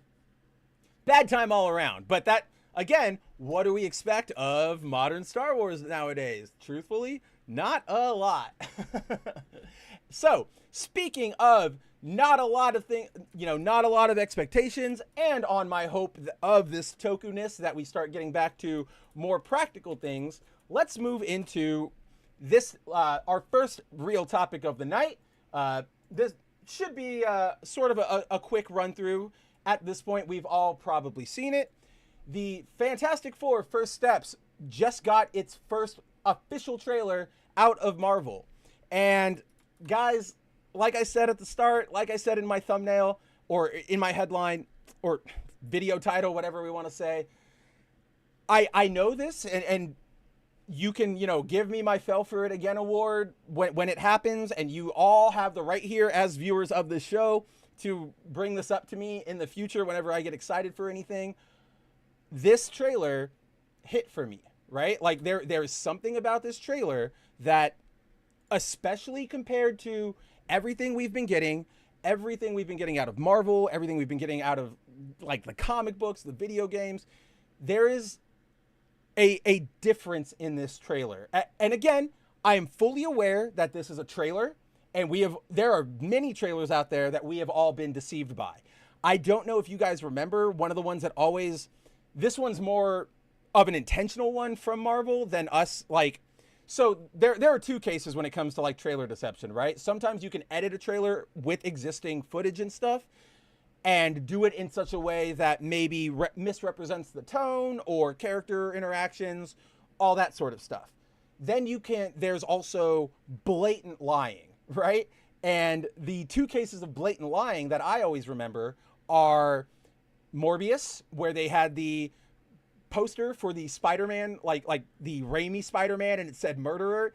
That was, for those who don't know, that was in the trailer. That was added by Sony in post without even the director's knowledge. And it was only done to get people in seats for Morbius. And then the other one that always sticks out to me on the Marvel bent is Infinity War.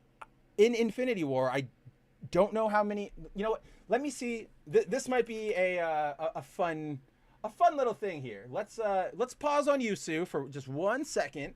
Yeah.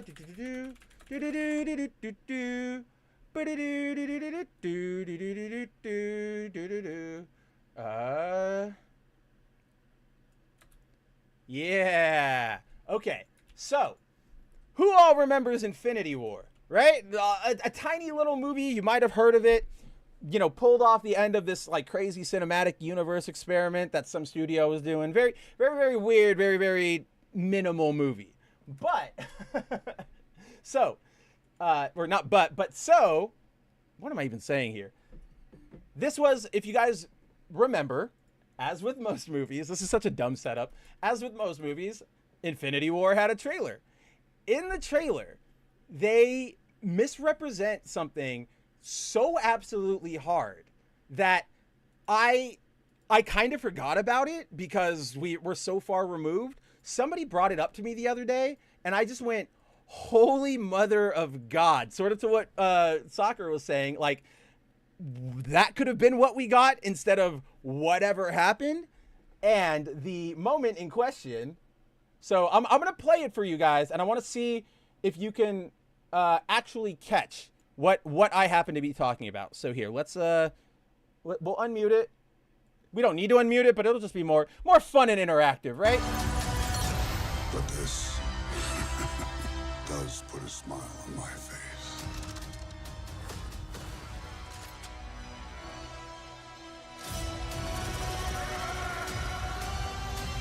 Da, da. Okay, it was there, right? It was in that last shot. I'm gonna go back. We're not gonna go through all of them. I just sort of wanted to give you that lead in so that you could tune your eyes in. But now that you know you got to look at that scene, we're gonna go like 2 seconds back. I'm gonna pause on it, but I want to see if anybody out there knows what exactly I'm talking about. Sam! I also missed, by the way, when Sam had those guns. I know nobody here probably saw Brave New World. I had to for work, for bounding. He doesn't use them anymore. And he doesn't even use them in Falcon and the Winter Soldier. Or I think he uses them in like the very beginning of Falcon and the Winter Soldier, and then never again. And I'm sure it's guns bad or some shit, but I'm like, that was like whipping out those like underarm guns to like flip up. I don't have it on me, unfortunately. It's in a closet somewhere. But the art of Captain America: The Winter Soldier, if you go look at like the concept art for his suit, they like robo like Gundam style tech diagram. It's so cool. But can't have cool things anymore. But yes, Shinkai did point it out.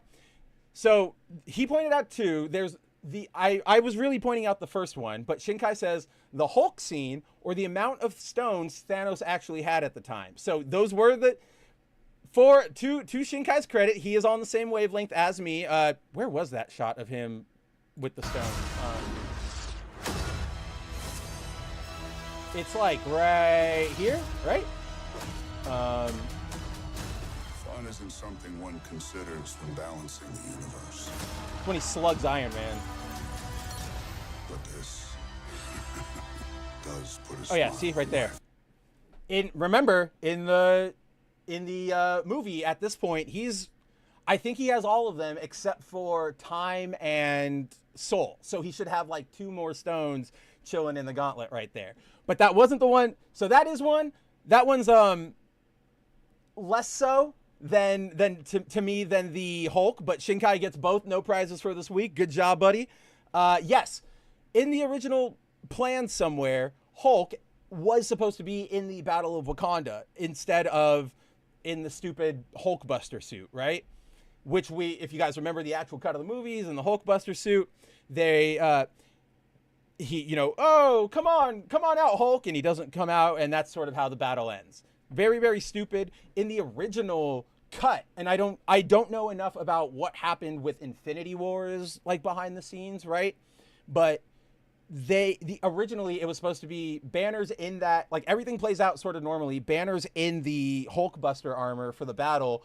Things start going south, and then he rips out of it, like Hulk, come on, buddy, and then it like shuts down for a second, and then boom, like Hulk's here, and I was like, that would have been super sick, but unfortunately we didn't get that.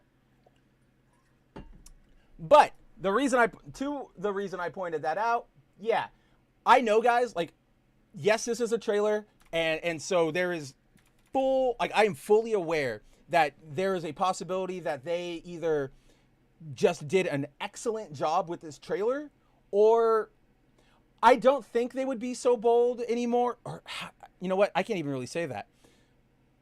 In this world of everybody being online and always taking everything like, to a microscope or a magnifying glass to everything when it comes out, in my mind, I go, oh yeah, nobody would be stupid enough to try and just blatantly lie like that in a trailer.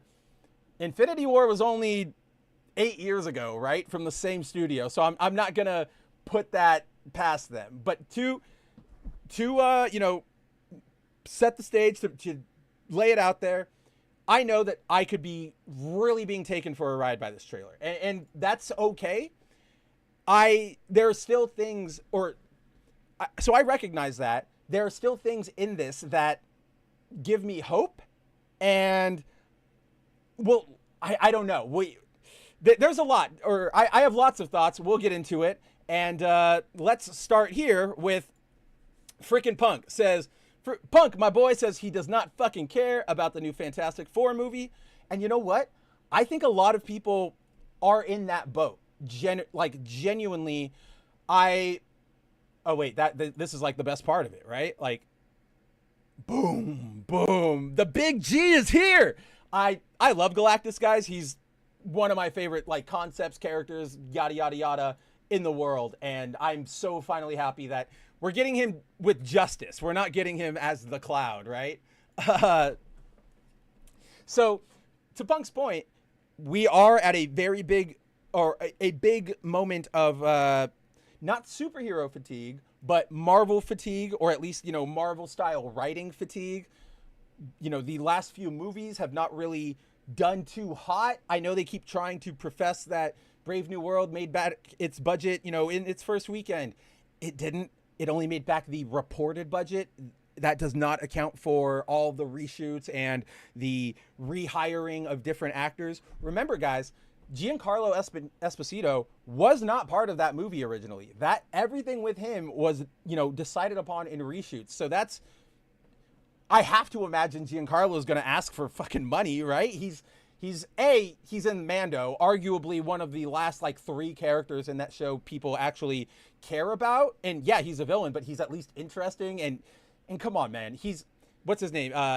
He's charming as shit. Like Giancarlo Esposito, no matter what role you put that man in, he is beyond charming. And that's why it's not Moff Gideon, whatever, I don't even remember what his name is. Again, it's Star Wars, but whatever his character is there, Gus in Breaking Bad, he's really, really good in those roles. Like he's the man. But I imagine he can, demand let's just be super, super conservative, right? Let's just say he said, I'm going to be really nice to you guys, and I'm going to only ask for, $50,000 for all of this. Like, no licensing rights, no merch rights. Like, just give me $50,000. I'll come out. We're done. We're good.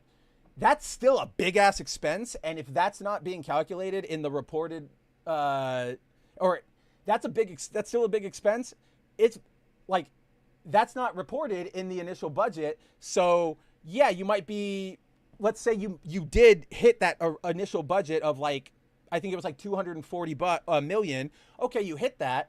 But even if the only other extra expense was that 50,000 on Giancarlo, you still didn't hit it. You still like, you still failed by 50,000. So you can't go out and brag that we're out here like we totally did it. So on that note, I think it is that fact, Punk, of like everybody's sort of out of it. Nobody really cares. Everybody is very wary. I think that is actually the main reason we got sort of such a good trailer here, right? I think as we'll go through it, if you hung out with us last night on Foil Variant, Andrew and I went through it very briefly. So, come back in maybe like 20 minutes and we'll be done here. But if you want to hear more of my specific thoughts on the 4, stick around. But I also understand if it's overlapping. Hold on. Just got a drink. Right. Like, oh, dude, he is so suave. Like, I can't, again, like, you guys, I do it every week or whenever it comes out and you guys just saw me talk about it. Star Wars fucking sucks. And I hate ever having to engage with anything having to do with it. But in those moments when I have to watch Mandalorian episodes and he's in them, Grief Karga, is that his name? But when he's in it, I genuinely am enjoying my time watching the show, right? It's genuinely just his performance. Here's sort of like my meme way of communicating how good of an actor and how much I enjoy Giancarlo is in, or like how much respect he has for me. There is when they get Grogu, right? When the Imperials get Grogu in like season 2, they put those little handcuffs on him, which I remember like everybody going like, what? That's so stupid. Like, why are you putting handcuffs on him? They don't nullify the Force. What is he going to do? Like, this is excessive. And yeah, that's true. But Giancarlo still played it completely straight, took it all seriously. And I'm just like, if you like, to me, the sign of a really, really good actor and also sort of a really good person, like one of the few actors you might actually want to meet at like either a meet and greet or a convention or something, is if you're able to take,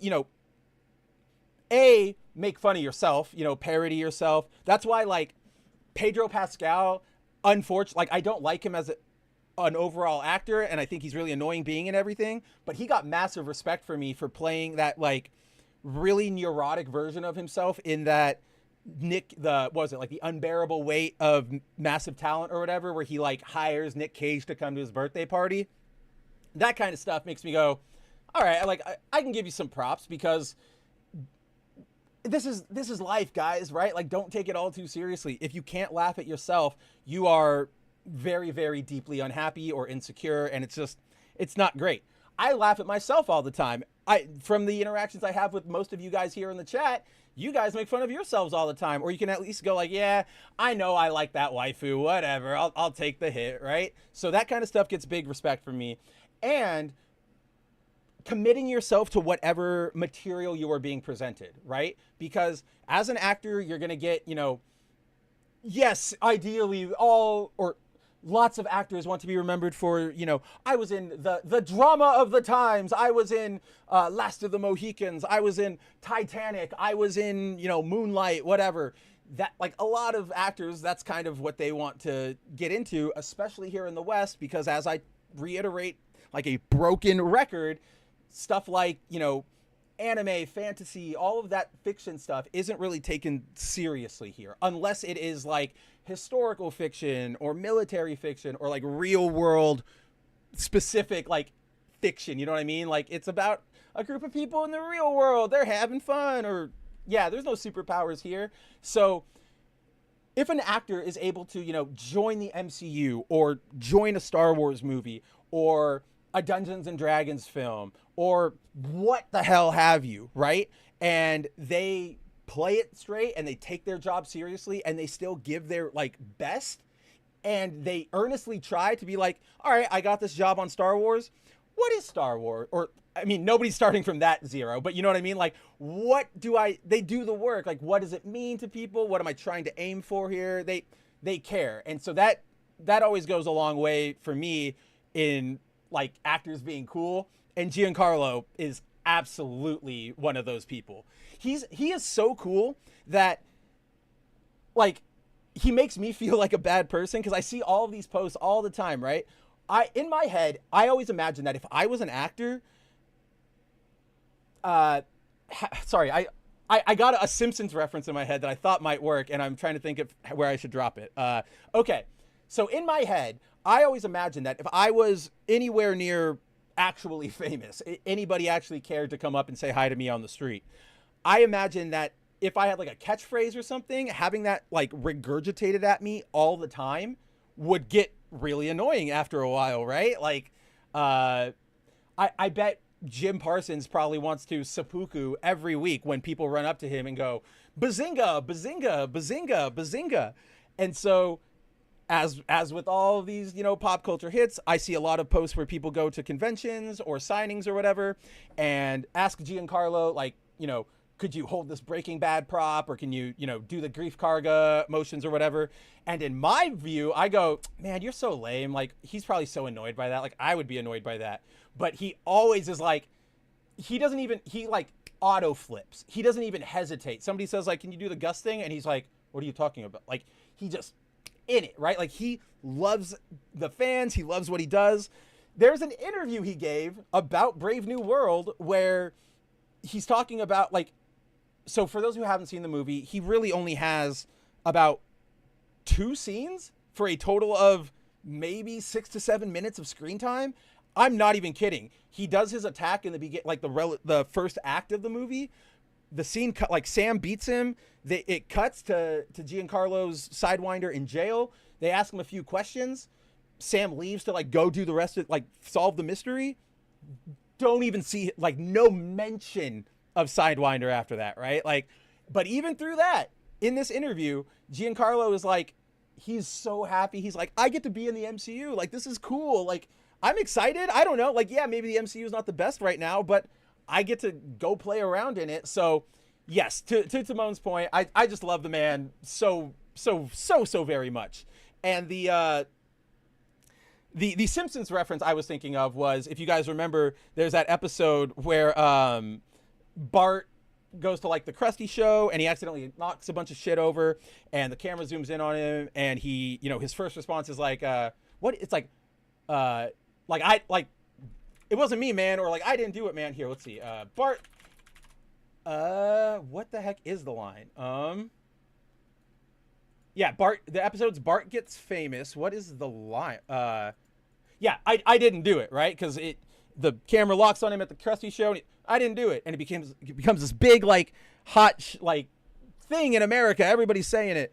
And there's a scene in it that you guys have probably seen as a meme where Bart's in class and everybody goes like, say the line, Bart. And I didn't do it. And then, yay! And that's sort of like what I always feel like it would be. So yes, credit to Giancarlo. He is the man. But, so yes, so Timon says, I don't trust Hollywood anymore. This did not click with me. Also, no Norrin Rad. Don't care about any excuses. So I don't, you know me, I don't trust Hollywood either. And that's sort of what I was saying with this trailer. It is so good that I genuinely feel like this is either a moment where Hollywood has, or let me rephrase this.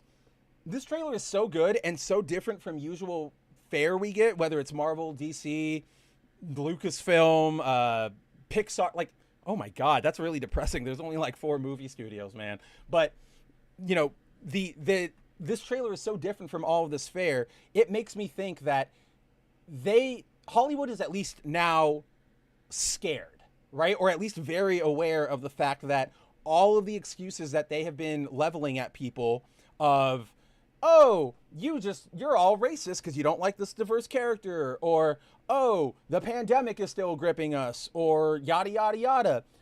I think they've all finally realized that none of that holds weight. It truly, truly is good stuff, right? Like, or the problem truly is the stuff Marvel's just putting out is just bad. Like overall, generally, you know, Brave New World, not a great movie. It's fine. Like, it's better than Black Widow. It's better than the Marvels. That's not saying it's better than Wakanda Forever, but that's really not saying much. It's a very middling of the road action flick, if you will, if you could even call it an action flick with the lack of action it has. And you know, Daredevil Born Again, I was hearing really good things about it. Apparently this last episode, this finale, shit the bed. I have no idea what happened in it yet, but my feed is just not happy about episode 9. So with that in mind, like, this trailer makes me feel like Hollywood knows that they can't hide behind excuses anymore. And now they finally have to like actually sit down and show up, right? Sort of like the slacker student in high school. He can have, you know, where's your homework today? Where's your homework today? Oh, I forgot it. Dog ate it. I overslept. Da da da da. But there will just eventually come a day where the teacher goes, you either, you know, turn in your homework and do well on it, or I'm failing you out of the class. And most people, if they're not, you know, just being pissy and trying to prove something to their own weird ego, will go, oh, okay. At least now in this moment, I need to buckle down and pass this assignment, right? Maybe they go right back to being a slacker afterwards, but at least for that assignment, maybe you get a B out of them. Maybe in a rare case, it's just a smart kid who doesn't want to apply himself, and you get an A.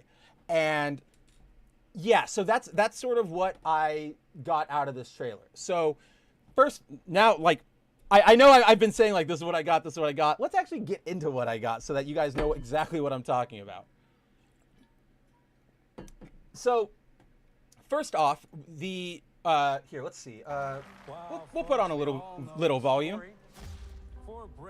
So, right off the bat, what I really like about this is the retrofuturism angle, right? What we're seeing here is sort of like how do I put this? So in the sense of retrofuturism that we used to enjoy back in the 60s, 70s, 50s here in America, it was we used to treat this science fiction and technology stuff as very utopian, right? Where if we could, you know, solve disease, if we could eliminate poverty, if we could use tech to do all this stuff, we can actually get to a brand new, bright sort of future era where we do all genuinely come together, or we all can start making these advancements that take us to the stars, or make our lives insanely convenient, or just all of that stuff, right? And we, unfortunately, I would honestly blame this on 9/11. Like, this is one of the effects of the post 9/11 world we exist in. That sense of like the tech can make our future brighter, it's been long gone. Like that is, you don't see that in media or even in anything really anymore, right? It's all become dystopian, whether in real life or in fiction. It's all about the dangers of this, the dangers of that. And unfortunately, yes, that is the world we live in, because we live in a world where, you know, people put, you know, these corporations can run unfettered, and they're allowed to, or not allowed, but they do put profit over creativity or enjoyment or anything honest. Because of all of that, we end up in this world that we're currently in, where Teslas, you know, theoretically a Tesla should have been our future cars, but because Elon decided to shit the bed and, you know, cut like all of the stuff out of his car, those things explode now. Those things have all been recalled across America. Our iPhones, right? Those were supposed to be really cool, and at first they were, and we went, this is so neat. We have the internet in our pocket. We have, you know, Wikipedia. I can access at any time. I can look at my favorite music video on the go. Now they are just spying devices for the government. You know, all of what we're saying right now, it's being picked up on my phone. I'm sure of it. That Patriot Act and all that, like this is the world we live in. Twitter and all of that stuff, theoretically, you know, do we all remember the early days of the internet where you would find a community, and because you were all sort of on the same page, you all understood sort of like the vibe and the culture, you could, you know, hang out and you could grow. But now with the expansion of the internet into everybody's hands, you have morons and people who don't know what they're talking about jumping into every conversation and ruling our discourse, right? I bring this fact up a lot, but at least in America, I've really been focusing and trying to remind myself that about half this country cannot read at a 6th grade level. So the person you're arguing with on Twitter is quite possibly either like, or like, not to sound like a fucking like CNN mouthpiece, but it's either some foreign account trying to like sow dissidence, whether it's Russia or India or North Korea or China or whomever it will be, or it's just a genuine moron, right? So because with all of that, I, you know, as a kid who loved Star Wars and future stuff and sci-fi, I always hoped we would, you know, in my lifetime, we would have the cooler stuff, the Star Treks, the teleporters, the holodecks. You know, we wouldn't be spending all of our money to bomb kids in Israel, right? Like we wouldn't be in an ideal world, Trump would be going, oh yes, let us put X amount of, like, let's put all of this money in, you know, if again, none of this is going well. Our country is in the dog shitter. It probably won't exist in 5 years. But if he really wanted to cut everything and say, you know, if he did a good job of cutting the fat out of the government budget and then said, yes, let's put this towards NASA, towards actually probing things or researching how to combat zero-G sickness and all of that stuff, we would be in a far better place. But instead, because of the way our fucking world turned out, 24,000 bill, no matter what it is, every penny's got to go to Israel, right? So it's this retro futuristic look. Yes, it might be a little idealistic and a little unrealistic, but it's hope, right? Like I've posited this before, but especially in the realm of technology and the future, fiction can help really change people's viewpoints of everything, right? In the sense that if you are constantly bombarding everybody with stories and, you know, warnings that all of this technology is going to be bad, no matter what you do with it, it is going to be terrible, and terrible in the sense that society will collapse. People will lock that in, and unconsciously they'll start everything they do, because they have learned that that is the truth. That is what is going to happen no matter what. All of what they do will either, you know, subtly or unconsciously reinforce that idea or slowly work towards that idea. And it sucks. I want to see, you know, I would rather see a bombardment of like, here's how things could be good if we made that change and give people that idea embedded in them of like, things can be good and we can get better instead of just shitting our pants and swinging at everybody like our neighbors. Oh, I'm 4,000% on a list, dude. Like I know I am. If things like truly pop off in this country, this will probably be the last you heard of me. But yes, so that retro futuristic idea, like aesthetic we have going on here, I am a big fan of that, right? And I am also a big fan of the sense that we know this is an alternate world, and so this alternate world having that retro futuristic bent, I like that, right? Because then when they come to our world, they're going to be like confronted with, oh, holy shit, everything went bad.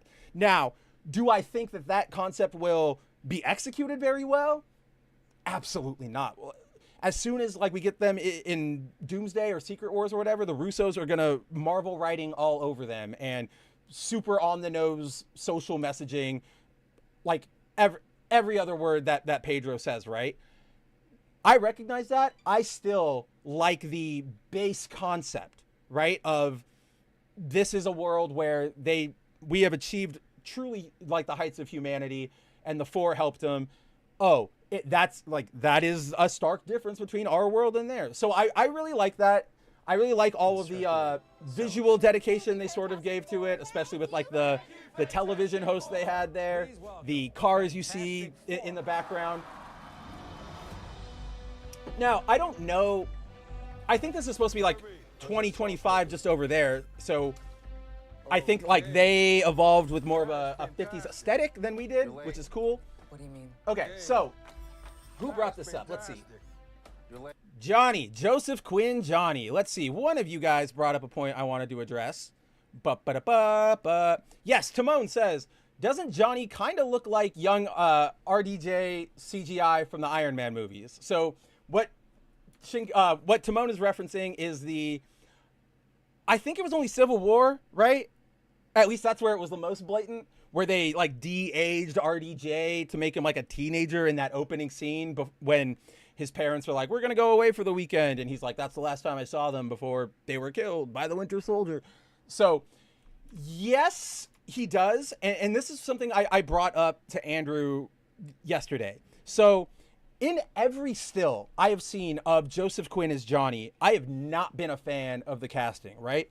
Johnny is very much supposed to be your not teen heartthrob, but your heartthrob, your hotshot, your ladies' man, your very boisterous, very, rock star type of character, but also he's Johnny. He's a Fantastic Four. He's got that heart of gold. He is a true hero. We all know that. A lot of the pictures I saw of him made him look very baby-faced, right? Almost like Tom Holland. So I make that comment all the time about how Tom Holland looks like he's got a frog in his mouth at like every moment. He kind of looks like that. He kind of looks like scared, a little young, a little like, oh, what am I doing on like either on a movie set or on the Fantastic Four? In this, and so I was right there until here because surprisingly, and this does happen sometimes with actors and characters and stuff, in motion, I feel like Joseph Quinn is actually a very, very good Johnny. Like the animation he gives to his movements here, What do you mean? What do you mean? What do I mean? You're late for dinner. the confidence he has in all of his like just said that. statements, his movements. What? You're gonna be the best mom in the world. And you are gonna be the best dad. Just kidding. You are out of your depth. We are gonna be the best uncles ever. We can See, do like this. in motion, he makes me feel better about his performance. He still looks a little, how do I put this? Like older than I would have expected for Johnny. Like Johnny to me is like your perpetual hot 27-year-old or whatever, right? And here Quinn looks a little more 32, It's not drastic, but it slightly is messing with me. But at the very least, his performance like made me feel better, right? So I am feeling better about Johnny. I am still nothing in the world is going to get me to care or like Pedro as Reed. I still think it is one of the worst castings. To me, it's one of those very clear instances of, oh, we need to again, we're at like a low point. How do we scramble and save all of this? Get popular actor. Who popular actor? Google. Pedro Pascal. Okay, get him in. Like, it's the most uninspired casting, which like is disappointing considering I do like the casting for Ben. What's his name? Like Ibrahim Mas Ibrek. He has a very long like Israeli name, and I don't know how to say it. But like, I think that's a pretty good Ben right there. Like, see, like when you don't get to see the bags under Johnny's eyes, he looks way better. So Vanessa Kirby as Sue. I feel like if you're a long time, oh my gosh, sorry, I had to remember the name of who I was trying to look up so I can get you guys photos. But if you're a longtime viewer of this show, you will know that I have beat this horse for ages and ages and ages and ages. But because we are actually talking about the movie now, it is kind of relevant to bring up. I will admit, so I like Vanessa Kirby as an actress. I think, you know, objectively as a performer, she's good. I think she is objectively an attractive woman. Like, she is very elegant, especially when you go see her in like very like red carpet photos. She stuns all the time. She's very pretty. She's never been the right Sue for me. She just doesn't give she gives too much of a, she's like, her face, like, to me, Kirby's features are too sharp, right? Like, they don't give off the sort of softer, motherly energy that I normally get from a Sue, just like right off the bat. So I've never been a big fan of Kirby, but I will also admit that I have tricked myself because over the years, I have long held that Julie Bowen here, who you guys might remember best from Modern Family as Claire the mom, or Happy Gilmore, where she played Adam Sandler's love interest. I have long held she should be Sue. Like, this has always been my perfect Sue casting. So I think there's something in my brain, there's just like a chip that will never go away that is always going to be salty, that it's not her. You could have probably, like, you could have done the meta fiction thing where we opened a portal to the actual Earth 616 and pulled Sue from the comic books into the real world. And I still would be like, it should be Julie Bowen. But that is just more of an aesthetic thing for Sue.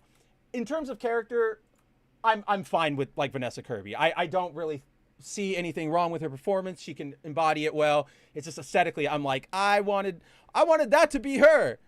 She's definitely too old for Sue now because like if we, or here, let me go back to the Modern Family. So like the shot on the left is Modern Family, like it's a more recent, like one of the more recent seasons. I think like the show ended in like 2021. So 2018, 1920 around there. And then the one on the left is like from when the show started around 2011, 2010. It's been on, or it was on for a long time. So I do admit, Timon, that she's probably aged out of it, right? Like, unfortunately, I do think Julie Bowen probably aged out of it. But there was a time, right? There was a window. There was a point where it could have been so perfect. And oh yeah, and you're totally right on that one too, Timon. When I was comparing the headshots of everybody, this scene right here. Okay. Well, in terms of that, no, I absolutely agree with that. I do think she feels too old for Sue, right? And to your point, Timon, yeah, like she looks better here as Sue, but as Timon points out, this is it's different scenes. Like that was then when they got their powers, or right before it, and then all the rest of the ones we're seeing are current F4. So there's going to be that change up. So all right, then we get to here's probably like one of the bigger discussion points, and I know you guys have been talking about it in the chat, so we can finally hit it. Yes, we are. Your planet is now. As we all knew, this is old news. Julia Carpenter's casting as Shala Bal was broken long ago. But yes, we have in this film, we are going to have the female Silver Surfer be the Herald of Galactus. Now, first off, I feel like the CGI is weird here. Maybe like not finished. Not to say Marvel is like the best at CGI, but this even feels weird for them. You know what I mean? So anyway, to bring it back, where was it from? I know it was from Timon. So Timon outright said earlier, as I read, no Nor and Rad don't care about any excuses. And that was like a reason he's not interested in this film. Now, what Timon is talking about is there was, let me pull up the image because we are a visual show and we can do that. We can do that. Or did I say Julia Carpenter? That's Spider-Woman. I meant Julia Garner. My bad, guys. But pardon me. So what Timon is talking about here in terms of excuses is there is technically this version of the Silver Surfer is an established character. It is an established version of the Silver Surfer. It comes from, let's see, where is the right tab? So as Sakura Mita here has been bringing up throughout the chat, this character, this version of Silver Surfer comes from Earth X. Now, for those who might not remember, Earth X, Universe X, Paradise X was this trilogy of books they made back in the 90s that were... In the 90s, there was a really big obsession with sort of showing the end of the Marvel Universe, like what happens when all things are said and done. If you guys remember, it went into like the early 2000s, but there was that X-Men Legends book that Chris Claremont was doing, or X-Men The End book that Claremont was doing, where he would just posit end day scenario after end day scenario after end day scenario. But Earth X was probably for the longest time, probably honestly until we got the Old Man Logan story in like 2009, Earth X was sort of seen as the definitive end of the Marvel Universe. Like, yeah, we all saw different alternate Earths and stuff, but lots of continuities and lots of fans kind of like went, if the Marvel Universe is ending, this is probably what it would be. It was a very, very big, very, very popular series. Popular to the point and big to the point where all of the covers are done by Alex Ross back in the 90s, right? Like at the height of his powers.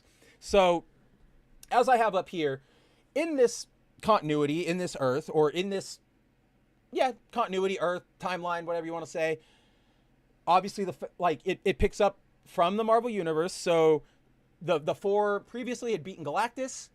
Eventually Galactus comes back. Nobody is really left to defend him. And both Nor and Rad, are the man we know as the Silver Surfer, and Shala Bal have received the power cosmic, right? So they are sort of both acting as Galactus's heralds. So this is like the last page of the ninth issue, I think. And she only appears for about 4 more panels after that before we get to here in the next issue where she dies. I forget who she gets hit by, but yeah, she dies. So lots of people have been pulling the card of, oh, I thought you really cared. Like, she's a comic book character. You wanted comic book authenticity and stuff. So why are you all upset? Blah, blah, blah, blah, blah.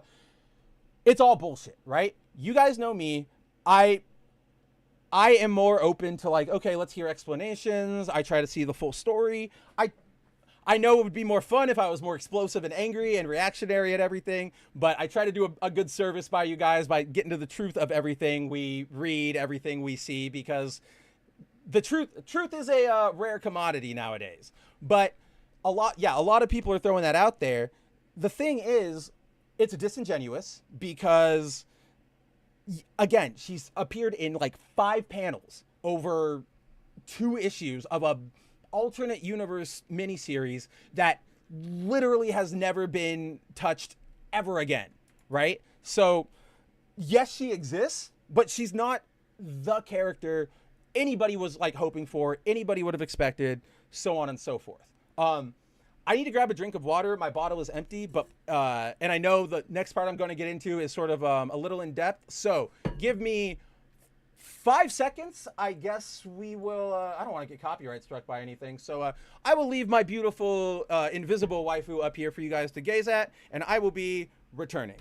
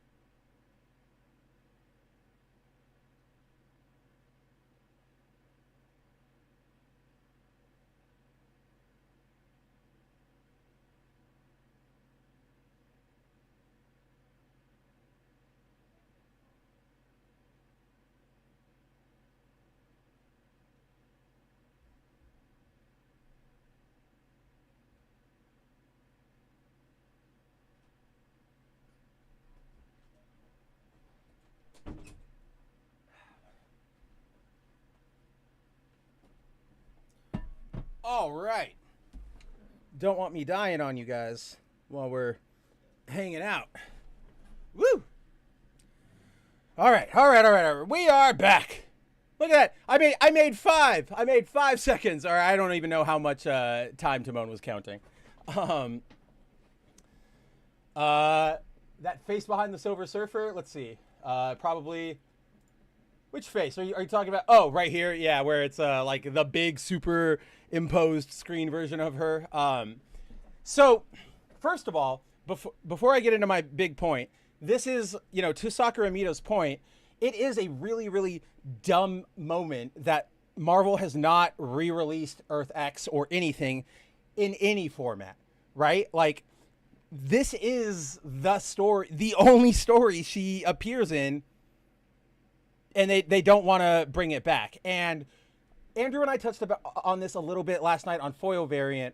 Marvel Comics and DC have a very different approach to their comic books in the sense that it seems, and we haven't really gotten anything out of Gunn yet, but so we're kind of operating off of assumptions of Superman, but also like all the things he said production wise, and then an established history at Marvel. So it's a little unfair, but I think we can at least, pardon me, posit a theory that we develop as time goes on, as we start getting more DC EU stuff. But Marvel has, when they adapt something, they very rarely go out of their way to actually promote the source material. You know what I mean?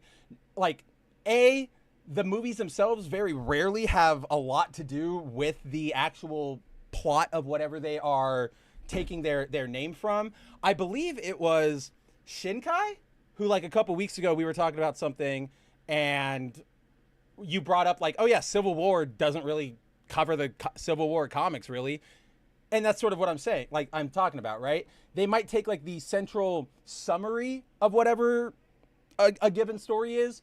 Thor Ragnarok, the Asgardians die and Thor is left without a home. That happened in the comics. In the comics, it was because of an interstellar god war between all of Asgard and all of the other realms.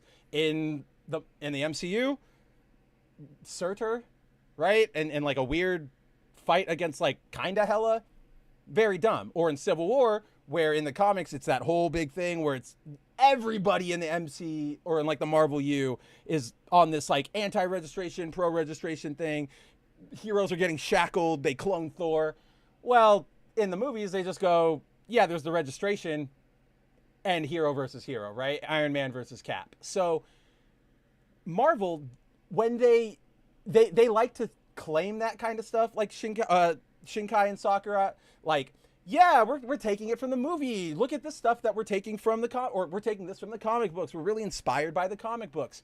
But they never reprint anything. They never, I go to comic book stores. So how do I put this? There's a little bit of inside baseball that needs to be explained here.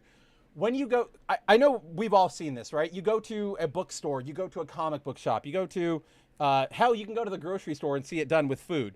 But if there's a new thing to be promoted, oftentimes a given company will provide a store with those like 6 sort of like shelf display units, right? So you walk into the store and it says like new Pepsi, right? Pepsi, I don't know, Pepsi green, right? Like new drink. And it has like, it's an independent little display, maybe about 5 feet high, has a big old graphic on it. Maybe it has like a little pad that has like coupons you can rip off. And then it has a small amount of the product being offered right there. And then you have a whole bunch like back on the actual shelves, right? Marvel doesn't do that for their stuff. When No Way Home came out, when Fantastic Four is gearing up for its press like outing, there's no displays showing Fantastic Four comics. There's no, there were no displays showing check out your Spider-Man comics. There's none of that stuff, right? Now, DC, on the other hand, for all of their flaws, they, and I will even say DC at the upper level did this with, even before Gunn, even when like Snyder was still around, they might say things like, hey, we're taking inspiration, or how do I phrase this? DC with their stuff, they've gone, we're telling this character and we're going to be pulling from his history. We might not necessarily be telling an exact story, but we're taking from their history and we're going to, I don't want to say like change or remix it, but more translate it to television, because we talk about this all the time. Different mediums require different like ways to communicate their stuff to audiences. So sometimes, if you're taking something from a comic to a show or a video game to a movie, you might have to jigger some things and move, one dialogue around or add a line here or there just to make it flow better in the sense of a movie rather than a video game. So that's what I mean by I want it to change or what am I saying? Not change, but like, I don't know what I'm saying, but anyway, back to DC. So they will say that, right? They'll say, "Hey, we're hitting that," or, for example, right? They went, "Hey, we are going to tell we're the CW series are all they're all heading to a Crisis on Infinite Earth crossover, but instead of saying like, hey, we're gonna do the exact same Crisis, they went like, we're obviously gonna like take inspiration from Crisis and we're going to try and do our best, but we got to like mix it around."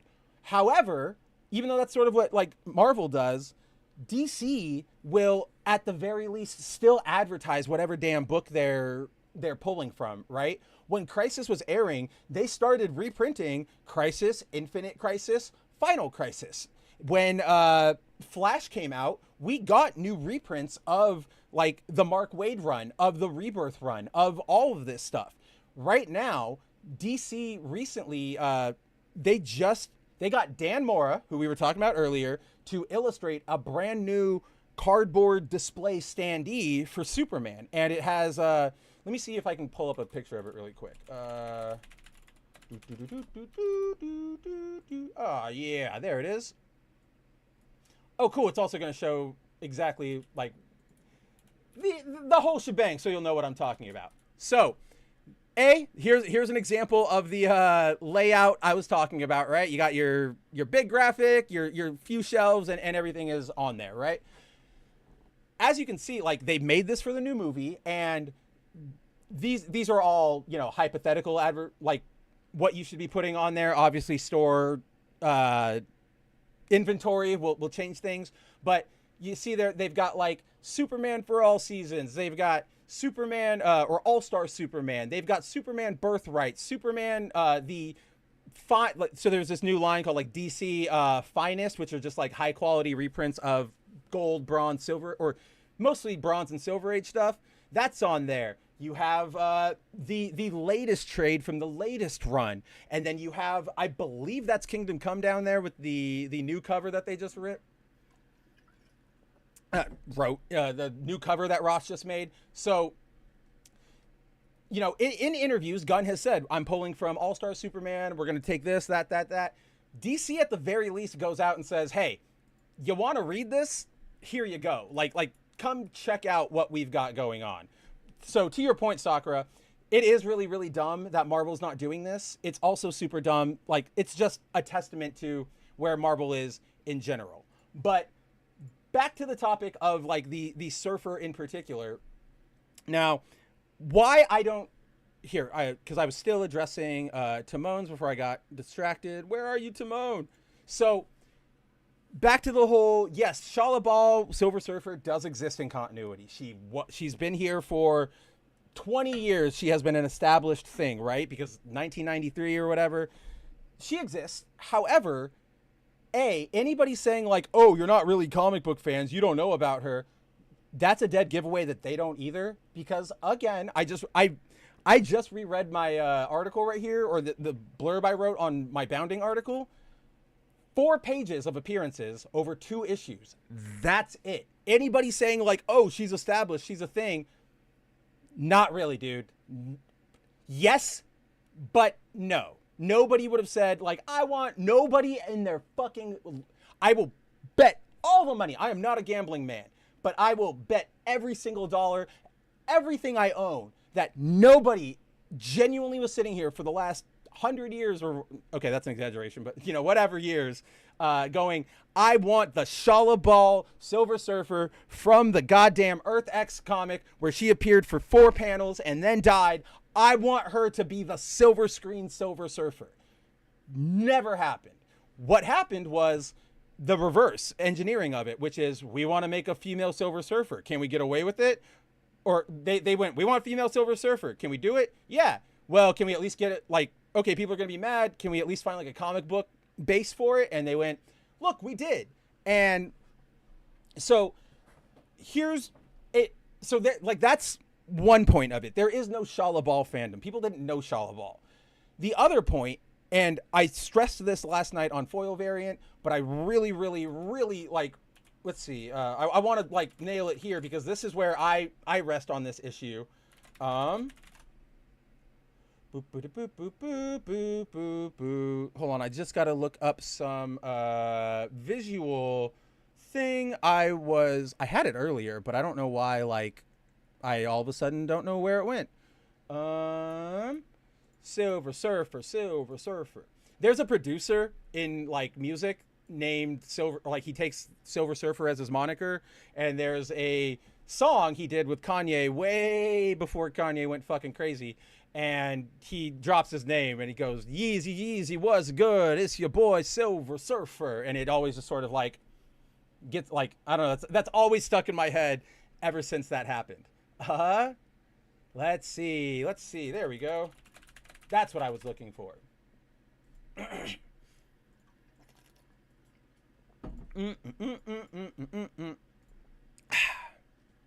All right, now I want the bigger version of it, the actual version of it. Okay, that'll work.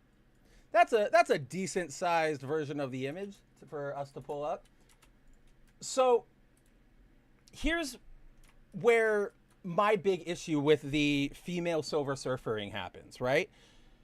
For those of you who don't know, the Silver Surfer, even though, you know, nowadays he is sort of, I don't want to say obscure, but he's definitely been put into, like, on the back burner. He's more of a C-lister on average, B-lister on his best days nowadays, right? And that's just because he's sort of been shunted out. They haven't really done anything with him. That's not a comment on the character. It is just, if you don't publish stories about somebody, they're going to fade out of public consciousness. You know what I mean? So,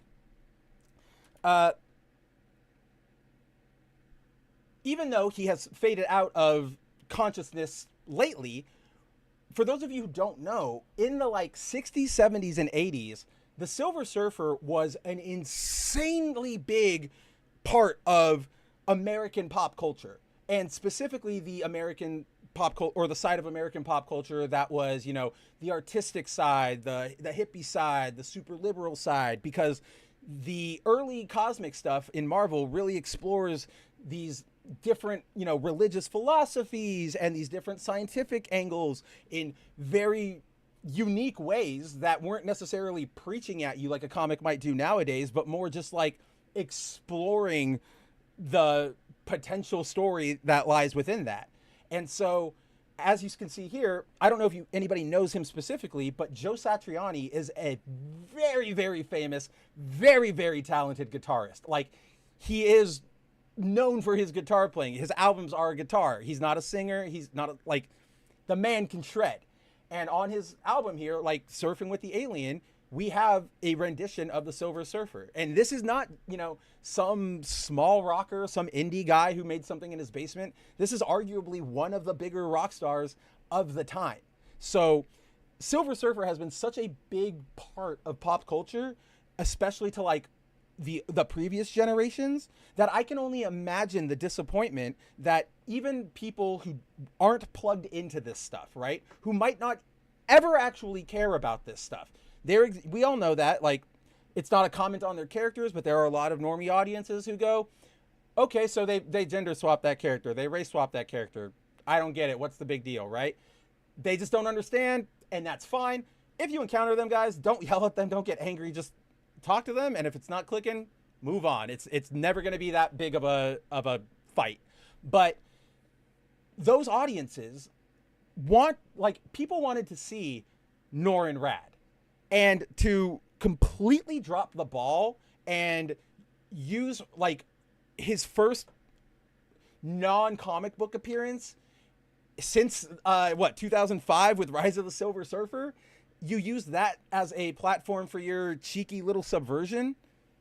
I can't get behind it. It is the equivalent of if you said Spider-Man's coming to the MCU, and we had that Civil War trailer, right? The amazing one where I still light up at it. That was when the MCU was still good. When they meet on the airport field and under ruse, and we get that first shot of Spidey, and he flips and he has Cap's shield and he lowers it. Hey guys, like, I still get goosebumps from that trailer. I think I mentioned this a while back on Facebook. I don't use my account anymore. It only exists for me to get party, like social invites to things, and also talk to my family back in the Philippines. But so I don't update it. I don't use it. But the header is still that shot from that trailer when they dropped it in, like, what was that? Like 2016, 2014, whenever it was. But imagine if in that moment, people want Spider-Man. We want Spider-Man.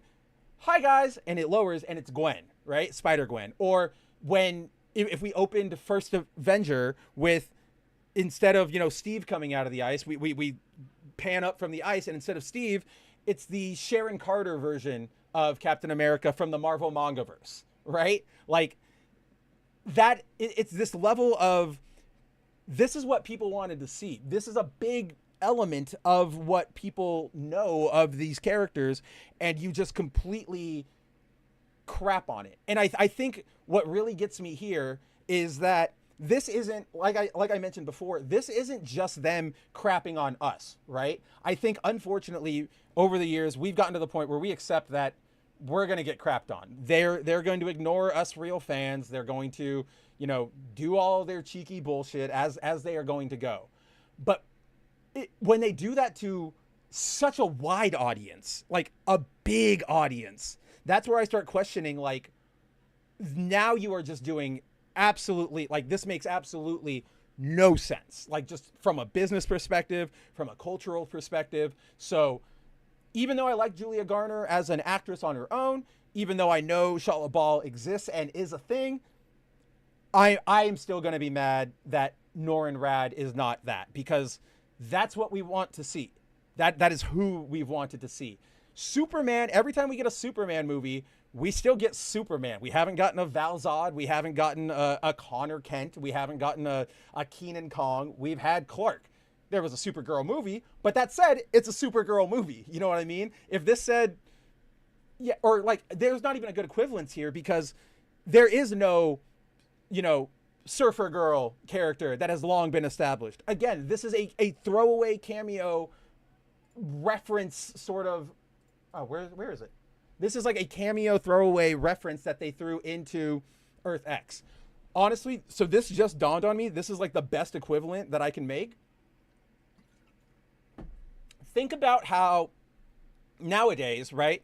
We all complain about when a show kind of throws in something just for people to know, right? You go, or you get a cameo from somebody just for them to go, oh, I know them.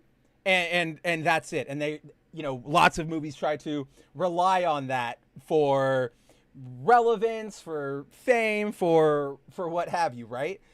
Yes, there's an admitted part of us that goes, oh, hey, that's Hugh Jackman Wolverine here in X-Men Apocalypse, right? I think. One of those movies, I forget which, it's either Dark Phoenix or Apocalypse. I know it's one of the ones with Sophie Turner. But the shoot, what was I even saying about the Sophie X-Men? Dang, where did I completely blanked on that. Why did I? Oh, right. So, we can go, oh, it's really cool to see Hugh Jackman as Logan in Dark Phoenix or whatever. But then we all go, all right, like, that wasn't substance. Can we at least have something? Like, can we have a real movie built behind it? That's why a cameo in something like, what was it, First Class, right? Where they're recruiting mutants, and one of the ones they try to talk to is Logan, and he goes, go fuck yourself. And that's it. And that one works because you're not trying to, like, base everything on it. It was just that one little moment, and you go. You're not, you want, how do I put this? It's the difference. The difference between those Logan cameos is in the First Class one, it's the equivalent of a guy, telling a joke or making a comment, and then sort of like, being confident enough to know to be like, yeah, I know that probably, like, some people probably like that comment, some people probably laughed, and then moving on. The Dark Phoenix one is the Dark Phoenix one is like they tell a joke or they say something and then they go, like they look around for your approval for what's going on, and that is the soul versus soullessness of it all. And this is what Earth X actually kind of was, guys. Earth X was a comic book version of the Memberberry walk through history, right?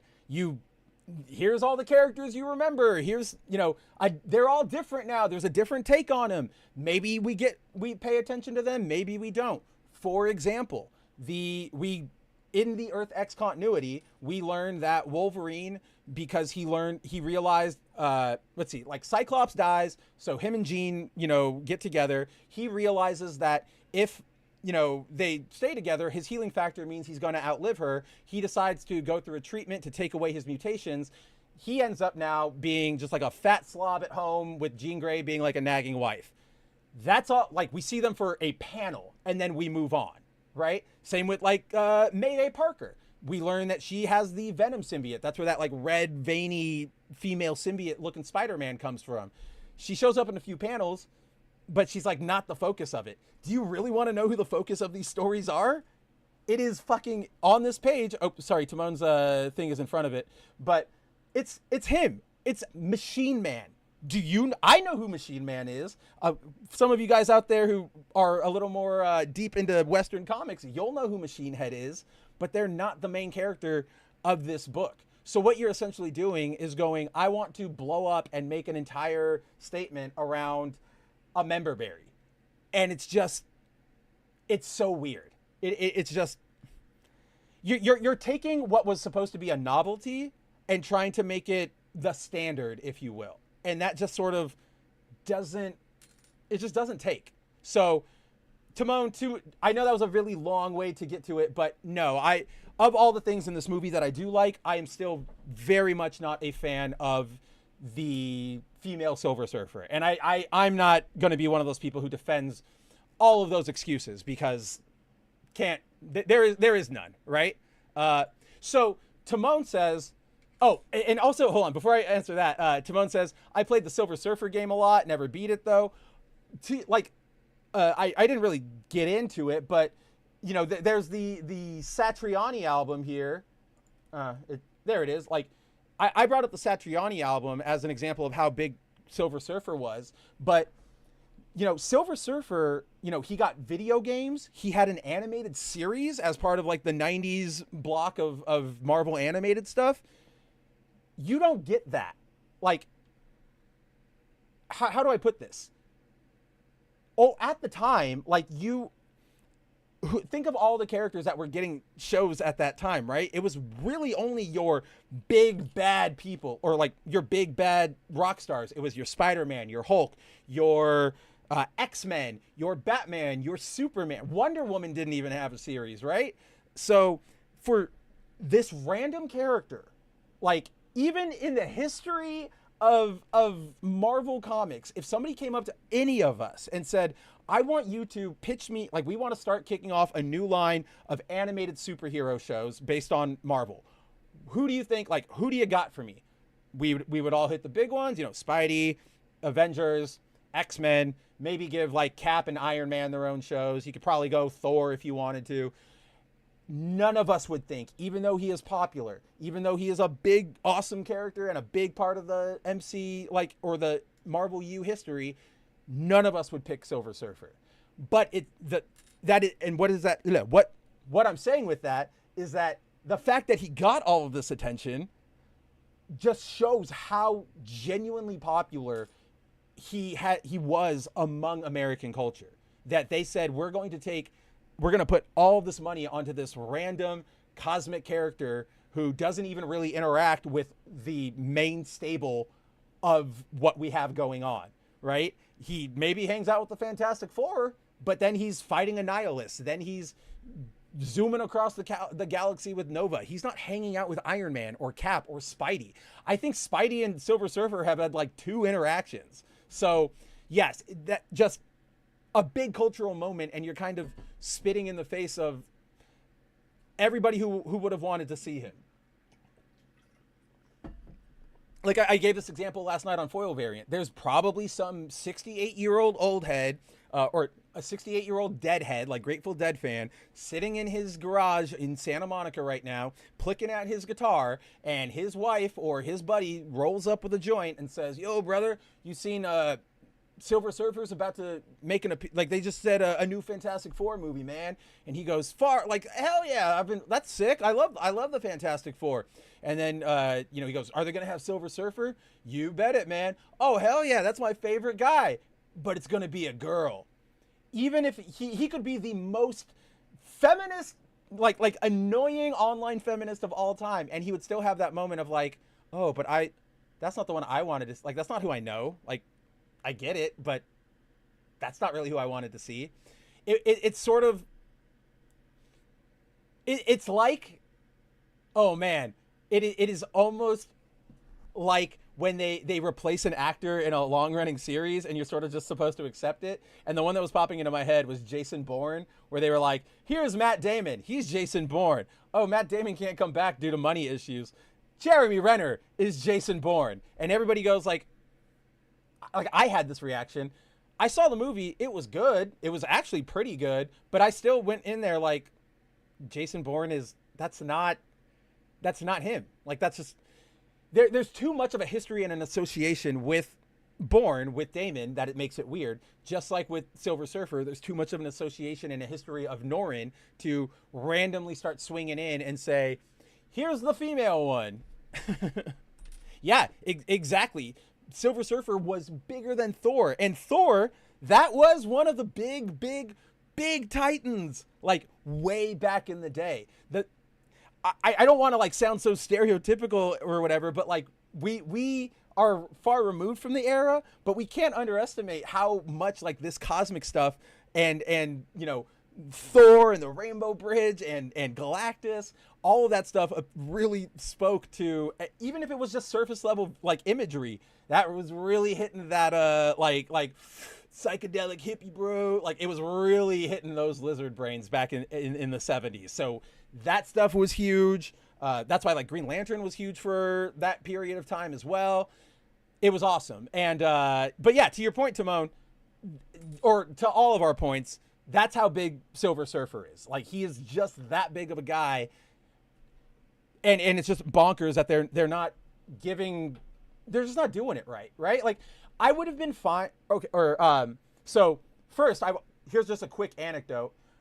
Silver Surfer was so pervasive in pop culture that when I was a kid, I didn't know shit about him, but my parents got me, when I said I like superheroes, I think, or no, it wasn't my parents, my aunt went to the store and got me Marvel toy, give me like a Marvel hero. And she got me one of those old, like 7-inch or like 12-inch, like stiff sort of like, they're essentially like the guy equivalent of dolls where like the joints only go like up and down, you know what I mean? And it was a Silver Surfer. And I didn't know anything about the Silver Surfer, but that toy ended up being my favorite until I like lost it, I think, at like baseball practice when I was Little League practice, obviously. But that's just to speak to, my aunt goes into a store and says Marvel character, the cashier goes Silver Surfer, right? Like, just, that's who you pick. And look at, like, I didn't even know who he was, and it was one of my favorite toys. I was running around with it everywhere. So he is just a big deal. And back to what I was trying to say, or to the first thing that I was going to say to Timon is, Timon says, also a Silver Surfette appearance means Norrin will never appear. Now, I actually don't think that, and this leads to like one of my play the cards where they're dealt moment, right? Because again, if I had my perfect way, if I could look at the deck and put in all the cards I wanted and it was my perfect shuffle, we would have male Norrin Rad. We would have Silver Surfer in the lead. But playing with the cards we have, I think what they're going to do, and I like it because it ties back to that whole thing I was talking about where they're seeing the difference between their worlds. I think you're going to see this one, and then in Infinity or in Doomsday or Secret War, at some point, they're going to see a male Silver Surfer. And that's going to be one of the things that, like, that's different from our world. We're not in Kansas anymore, Toto. So I think that's what's going to happen. Now, my caveat to that, to be fair to Moan, is I am not confident that it will be a substantial appearance. Do you know what I mean? I am very worried that instead of it being like, oh, Silver Surfer appears in Doomsday and he's like the first contact from space saying Doom's coming or whatever, and he teams up with them. Again, we have no idea what that movie's gonna fucking be, but whatever. Instead of like that, and then him being like a cast member and then a cast member in the second, I'm more afraid that, like, you know, oh, hi, we're the Fantastic Four. We're all meeting here at Avengers HQ or whatever. Well, if you guys are the expert on space stuff, you should see, you know, this is what we were talking about. We were just having this meeting. And I don't know, Sam, like, clicks the screen. We just got this, you know, transmission from the Sword Station from the Marvels, right? Like, they just beamed this video recording down to us. And it'll be, like, on the surface of a planet somewhere, Doom and Silver Surfer talking, and Doom, like, you know, grabs his throat and, like, kills him and, like, throws him away. And we see the male Silver Surfer, and that allows the Fantastic Four to go, oh, that's a difference from our world. And then, like, you don't have to worry about how to squeeze him in. So I'm worried that that's going to happen, but I do think we will see him in a capacity. I just don't know. I can't speak to the quality of that capacity. Dude, I don't even want to talk about the fact that we have not gotten a sick Beta Ray Bill in live action ever, and nobody wants to do it. To this day, I fucking love Beta Ray Bill, and I'm just mad. But yes, not just a duo movie, man. Imagine, in my perfect world, so in 2006, Marvel did this storyline called Annihilation. And it was it was happening literally at the same time as Civil War. And it was this giant cosmic event where Annihilus had broken out of the negative zone and was just, I'm not here to conquer. I'm not here to negotiate. I'm just here to take all of my fucking bugs, and we are going to devour your universe. Just because, fuck you, you locked me up for forever. I'm done. And so you saw, like, you saw Silver Surfer going up against him, the Skrulls and the Super Skrull, the Shi'ar, Emperor Vulcan was involved in this shit. The Nova Corps, the Guardians of the Galaxy, all of the prisoners from Prison 42 in the Negative Zone that they had forgotten about. If you guys remember in Civil War, they make the Negative Zone prison. They forget about it, so it becomes abandoned, and it plays a central role. Ideally, if you were smart, you could have done something where with Guardians, you could have developed out the cosmic side of Marvel, done your, you know, even a Fantastic Four movie if you wanted, but you could have done a Surfer, a Galactus, a Nova, as everybody's been demanding. There's so much to play with out there. And instead of doing that, they linked it back into Earth. And, you know, we always talk about that here. Always making everything revolve around one thing makes your universe feel very, very small and not alive. But in an ideal world, I would have seen, like, if I were Feige, I would have built out my Marvel unit, like my Earth 616, like my Earth, you know, my Avengers, my Spidey, all that.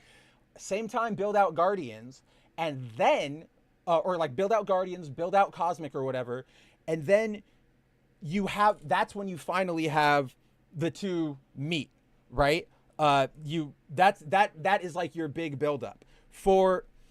I've shown this page here before. One of my favorite moments, and I just don't have it on hand, or I would pull it up. One of my favorite moments of that story, or of Annihilation, is after it's all said and done.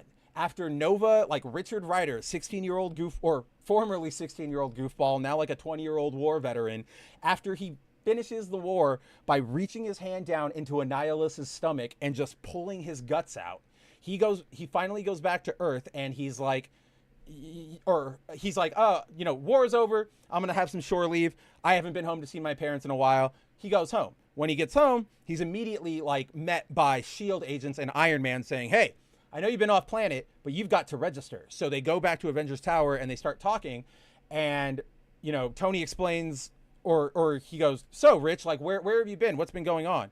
And Rich goes, I have been fighting a cosmic war. Like, did you guys not get any of my signals? Like, I've been ringing for help for months, like a year now. Did the Fantastic Four not tell anybody? And Tony goes, oh, they might have gotten it, but we've also been really busy, like, with the Registration Act and whatever. And so Tony's like, but anyway, you still have to register. Like, you have to come under our fealty. And Rich goes, excuse me? While you spent the last like 6 months slapping each other around over something inconsequential, I just saved the fucking universe. What have you done, Tony? And like, that's the kind of like drama, that's the sort of stuff I would have loved to have seen happen. Unfortunately, we are where we are. You know what I mean? Hey, look at that. We got Volume Dealer. I know you're a little bit late, but just, yeah, like, hey man, happy to see you. No, like, yeah, shows never a Friday without you. You know what I mean? Volume Dealer says, just don't get white if they're going to do this. Female Silver Surfer, that they wouldn't make her look like this amazing badass. That is one of the big problems. I don't know why, like, I said this earlier before you showed up, Volume Dealer. This looks awful, and I kind of feel, it almost feels like the CGI isn't finished, but who knows, right? So, it's not great. And then, nothing made something run up my spine. Her voice was so mediocre, it didn't look or sound like Julia. It is, like, very generic, isn't it? She doesn't look or feel like the presence of Julia. And the voice is just very generic. So I am right there with you. So, wow, we didn't even get through here. So, yeah, we have the Julia Garner stuff.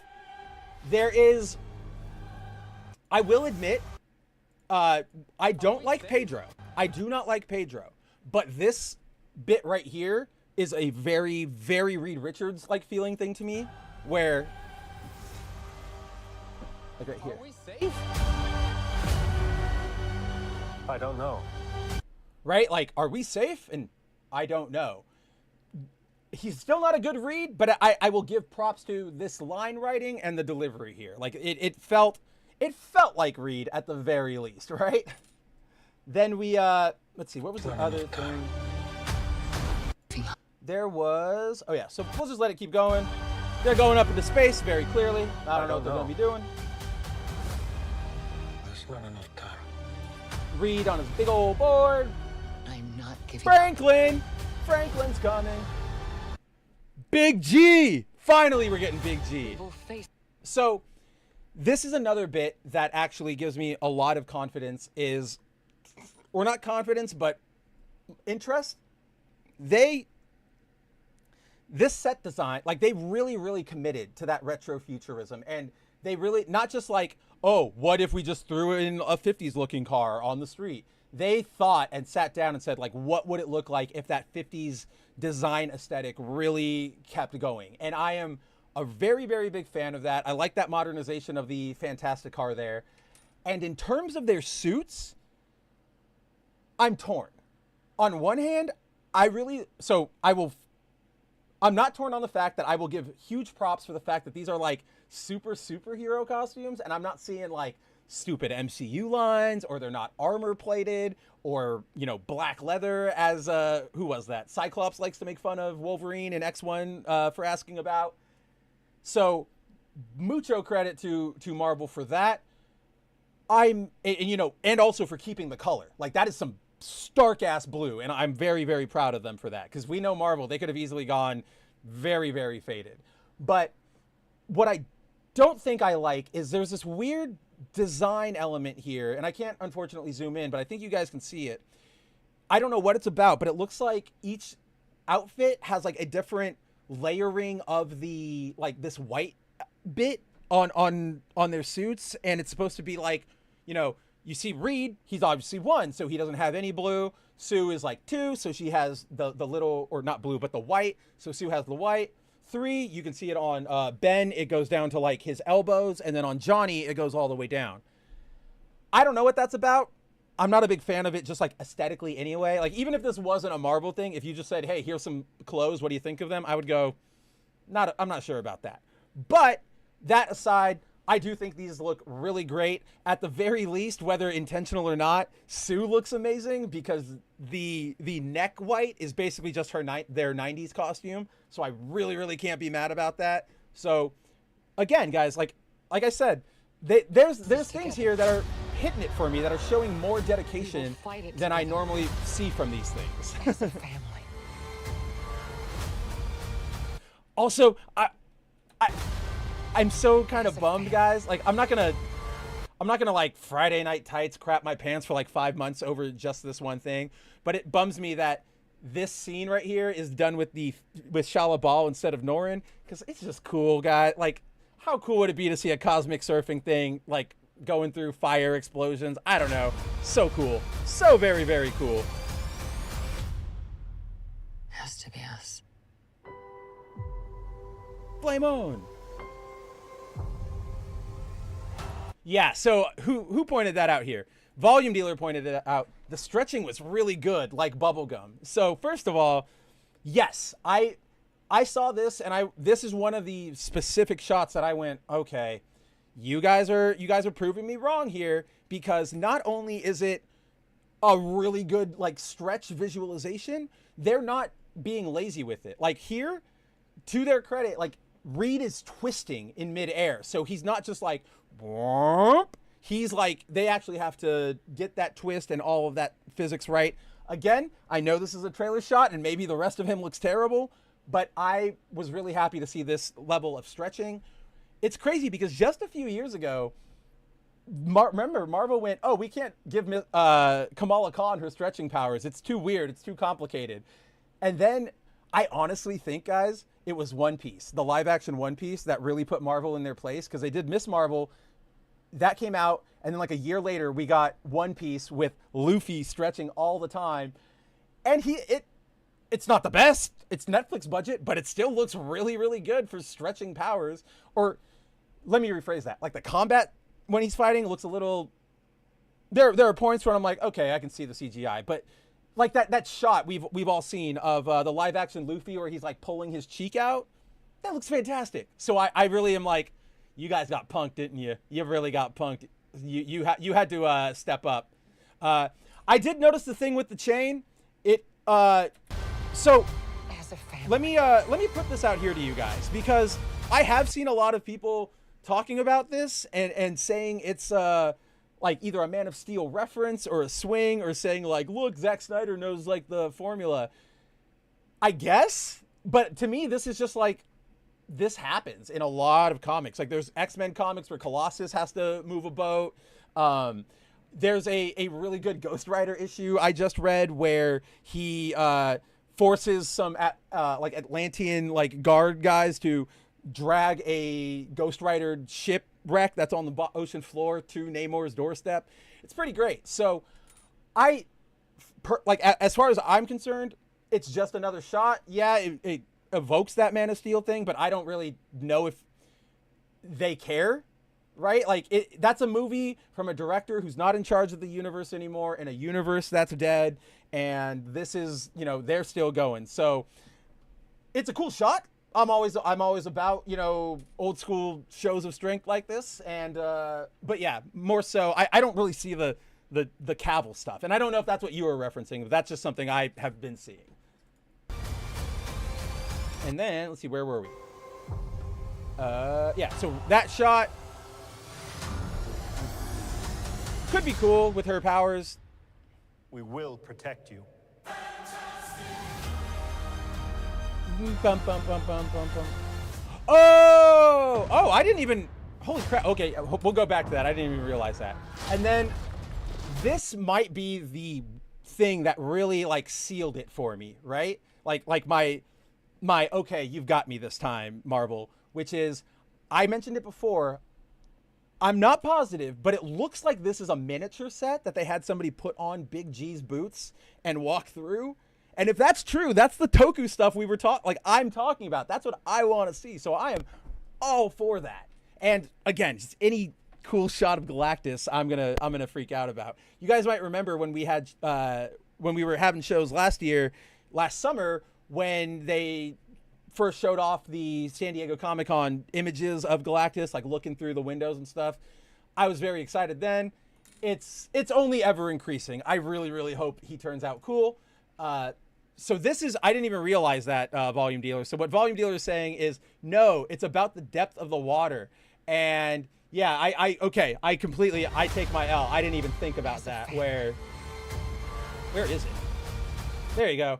Yeah, where is the thing using Stiltman tech? That's a really good point. I didn't think about that. Okay, what I'm about to say is not a defense, because I am actually pretty sure Marvel didn't think this one through either, and this is probably a graphic error.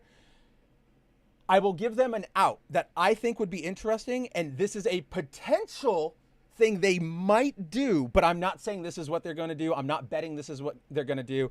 I'm putting it out there as this is what I would do. Maybe it'll happen. I don't know. But I could see maybe Sue is using her like force field powers to make like a path or platforms for Ben to keep walking on. That could make sense. And if you showed it and you set that up right, like I wouldn't want him to just get out of the water and then saying like, oh, how'd you walk? Oh, Sue was there. Like show her doing it. I could get behind it. That's how I would do it. Again, I don't really know if that's what they're going to do. Oh yeah. I like Galactus walking, but he's more of a hovering dude. So I will actually clarify that for you. You are correct. He is mostly seen hovering, especially when he's like working on his machines and stuff. But he does touch down and he does walk in all of his appearances, or most of his appearances. Like he's been shown to have the ability to touch down and walk. He really only hovers when he is like descending and when he is setting up that big old life-eating machine. So as long as we do get, like, I don't want him to, let me put it this way, Volume Dealer. I wouldn't want him the entire movie to be walking around New York or the planet, right? I'm cool if he like touches down and he's maybe like inspecting, like, what is this, like ant world or whatever? Like, okay. But then like, I want him to move and travel by hovering and, you know, be in the sky hovering and imposing. So I'm right there with you on your fears. That one shot makes sense, but this is Marvel. It's due diligence to be apprehensive about it and be very cautious about it. So those are all the things that really got me about this trailer. Johnny's in action really surprised me. I'm a sucker for hopeful retrofuturism. I really like that. I know it's very surface level of what they're doing with the movie, but I am a fan of that. Like, I came from the very utopian world, and oh my gosh, what's happening in this planet? So could be some cool interactions that come out of that. The CGI on Reed looks pretty good. I'm excited to see that. As Volume Dealer here is with me. Most of their uniforms look good. Ben always looks weird with a uniform. When he has a full sleeved when he has a shirt on, man, it's just weird. When he was on the Future Foundation and they gave him like the slinglet, even that was a little rocky, if you will. So yeah, those are all the big points. That retrofuturism, this dedication to the aesthetic, this, you know, good translation of the four as like a family, as hopeful with color, all of that sort of stuff. A lot of that makes me go, you know, I watched this trailer and I went, oh, that actually doesn't look bad. Now, what truly, and then of course, like, I could go on about this shot forever. I love it so much, man. It's Big G. He's here. But here is so we're at the 3-hour mark. This will probably be, you know, we'll probably wrap right here. But before, you know, and I'll answer out some questions, but to really close out Fantastic Four, so aside from all the stuff we just talked about, the one thing that really, really, really spoke to me, and actually, I would say this is probably about, honest to God, like 75 to 80% of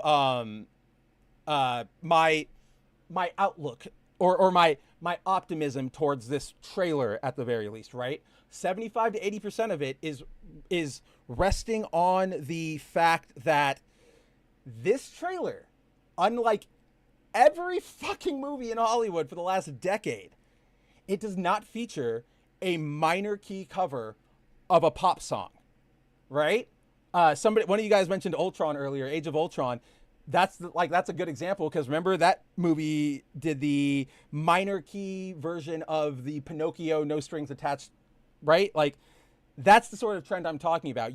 Every time I go to watch or I see a trailer and it has some sort of minor key pop song, I immediately just roll my eyes and go, are you, like, this is so stupid.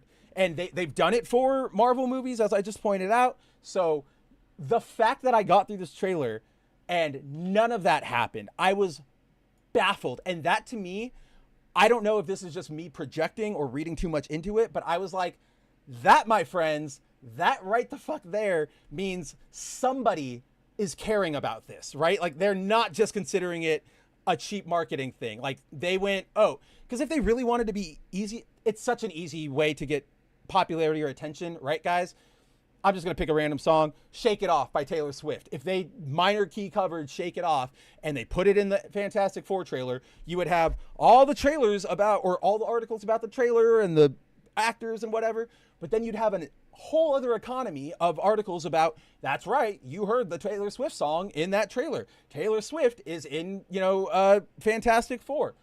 You would have all of that stuff, and it's such easy marketing, but they didn't do it. And that, to me, makes me go, all right, all fucking right. I will listen out, right? Obviously, yeah, as Volume Dealer pointed out, there's good, there's bad about the trailer. It's not perfect. I had my criticisms as we went through. I talked about the I'm not a big fan of, like, the weird white uniform thing. I don't like Pedro at all. Kirby isn't really doing it for me. There's stuff I did not like. Silver Surfer, obviously, her CG, if we're just talking about what we're seeing in the trailer. But there is also good. And yeah, like, to me, or to this point, there could be more trailers that completely blow this up. And when we get the final film, it could be complete crap. But at this moment, I am, like, okay saying my interest is piqued by this. And like I said, guys, I know I'm probably headed for a Fell For It Again award, and I'm fully giving everybody permission. I will do a mea culpa if this movie turns out to be absolutely dumb. Maybe I'll do, like, an extra stream where I dress up in, like, a stupid costume, or I play a really bad game, or I do some sort of physical video challenge for you guys. I don't know. But I'm fully open and recognizing of my potential losses here. But I also, in the spirit of foil variant, in the spirit of how I operate, I got to be intellectually honest to you guys, because that's what you guys deserve. You guys deserve better from all of us stupid talking heads, every media outlet. You deserve integrity. Whether I'm here to give you the facts and be honest with you guys. I'm not going to bullshit any of you. Timon says, another thing, this looks too serious for me, not adventurous enough, in my opinion. So, in terms of the seriousness, I actually chalk that up to trailer like cutting, right? Like, pull the people in. We really got to pull the people in with drama and show the stakes of where we're at right now with this movie. Because also remember, in, like, sort of a meta sense, there are no stakes anymore in the MCU, especially with where we've developed, where you're going to have 7 people take on this, like 7 super soldiers take on the Sentry and live. You're going to have, oh, you said the stones don't work in other universes, but here's Peggy Carter being able to wield full sets of them from other universes against, like, Thanos, and nothing goes wrong with her. So I think this is sort of I think really what this trailer is trying to do is almost, it feels kind of meta. It almost feels like it's trying to say, like, yeah, we're Marvel, but we're also that alternate universe Marvel, right? Like, this isn't what you're expecting. So I do get that serious read from it. I do hope we do get a little bit more adventure, even if it's sort of like a first act sort of like 20-minute montage of them like, here was the Fantastic Four's adventures, and they're, you know, go to that dimension, go to that planet. I do want to see that. And like, I do think we'll get a little bit of the like exploration element from Reed, considering he's got like the big chalkboard and stuff. But I am with you. I would like to see them adventure. I will also give them the benefit of the, or I'll give them, I don't know, a chance, an opening in the sense that maybe, or what am I trying to say?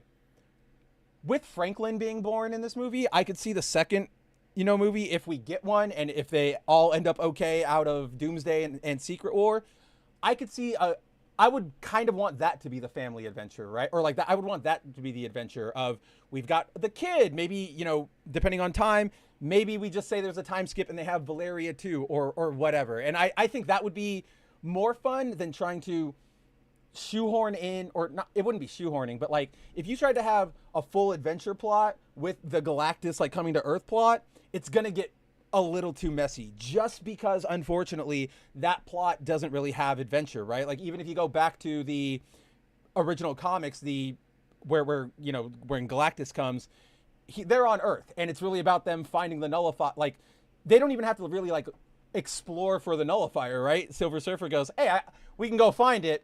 You might not want to use it, but I know where it is. So I'm hopeful. Like, if this was like almost any other Marvel trailer we had seen in the last like 10 years, I would be going, no, dude, like this isn't happening. Like they're not going to have an adventure. We're not going to get any of this cool shit that I've been talking about. But there's no minor key pop song. That is the sign. Volume Dealer says, I want a classic Bloodhound Gang track. Foxtrot Uniform Charlie Kilo. That's the only one. Like I want bing doom Foxtrot doom uniform doo doo. Dude, make that the theme to the Sergeant Rock movie that they're making over at DC, right? Nobody would pick that up. That would be actually kind of hilarious. And yes, I agree, Volume Dealer. I do want to see the Negative Zone.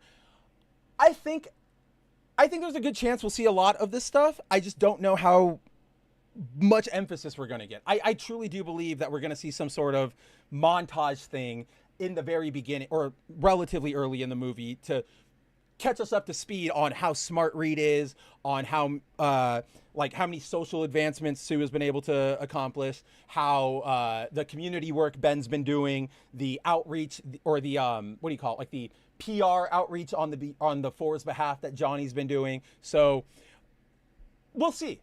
At this point, from what I've seen in this trailer, and oh, I didn't even mention this point. So quick point, in the interviews earlier this week, Entertainment Weekly did a big interview with the cast, with the directors, yada yada yada. And in the interview, both Quinn and Ibrahim, so Ben and Johnny, directly credited Kirby. Right? They were like, oh, all of Jack Kirby's stories. You know, I really went back and I looked at those early Jack Kirby stories. And that to me, I just like, my jaw fucking dropped, because if you guys don't know, while Stan and Jack are credited on Fantastic Four, yes, Stan and Jack, you know, they made a lot of what we know at Marvel. And that's, I'm not here to say Lee didn't do any substantial work. Yes, his, you know, legacy is a little overinflated, but he was still a contributor. He still did work. But in terms of Fantastic Four, that was sort of really Kirby's baby, right? Like he was the one who came up with the ideas, the visuals, the story. What Lee did, he was really sort of the polisher. He came in, you know, zhuzhed up some dialogue lines, some you know, paneling, or not even paneling, but just like story, narrative direction. And so with Fantastic Four, between Lee and Kirby, it really is a Bob Kane, Bill Finger situation. Not the same. They're like, again, Bob Kane is a fucking, wait, that's him, right? I always get them mixed up. Let's see. Bill Finger, Bob Kane. I always forget. Yeah, Bill. Okay, no. Bob Kane is the one who like stole or like kind of zhuzhed everything out from underneath Bill. But so my comparison's not that extreme. I'm not saying like Lee stole all the stuff from Kirby, but he didn't contribute too much. You know, he gave him a little bit. Unfortunately, as history got away from everybody, lots of people associated Lee with the 4 over Kirby. So that made me go, holy crap. So all of this stuff makes me go, somebody up there cares enough to the point where, like, we'll see, like, we're getting Herbie, a good Herbie too, right? Not like a, there is a world where whatever version of Herbie we saw was like an eye Herbie, or it looked like the Android little logo guy, or it looked like, I don't know if you guys have seen this, but some restaurants now have like that little kitty cat faced serving tray, like delivery guy. Maybe like it would have looked like that. Or in a world, not even talking about like, this is what, like this, I'm bringing this up, nothing to even do with either politics or my chip on my shoulder about him. It could have looked like an Optimus robot, right? Like I could absolutely see somebody going, well, that's futuristic, like and that's current, like let's do that. But they didn't. We have tiny little Herbie who is just still like a cassette face. So very much there's things out there that inspire hope in me, and I think I'm at the point where I'm good with my hope, and it's their game to lose, if you will, right? Like at this point, if this was the only trailer and you said Fantastic Four next week, I'll probably buy a ticket. I'm not gonna, go out of my way, but I would definitely go. If they show something and it's bad, that's gonna be like just a big L on their end. But yes, overall, I'm happy to see that at least the Fantastic Four, Marvel's First Family, is getting a good treatment after years of crap. And in a perfect world, we would like to see overnight everything much better. We would like to see the phase 1 style of creativity back. We would like to see the more people being told when they get hired to these movies to specifically read all the comics. Unfortunately, that's not how time works. It's not how the world works. But what we can do is we can celebrate and we can enjoy and we can, champion incremental improvements, right? So this isn't, I don't think this is going to save the MCU and revive it and make it the instant titan it was, right? But I can see this being a good film, and one of the ones that I would go, I would put in like the same conversation as No Way Home, where I go, it's a Marvel movie, but it's one of the better ones they've gotten, and I would like to see more of that, right? Like, progress, unfortunately, everything in life is incremental, and I know, like, I have to deal with it too, guys. Like, I get impatient, and I'm like, I want it now.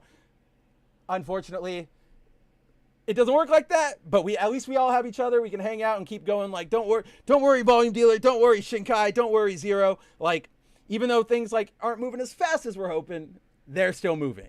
And then, yes, exactly, Volume Dealer. Stan was the Hugh Hefner of Marvel, the best salesman PR guy. That is actually the best way to describe him.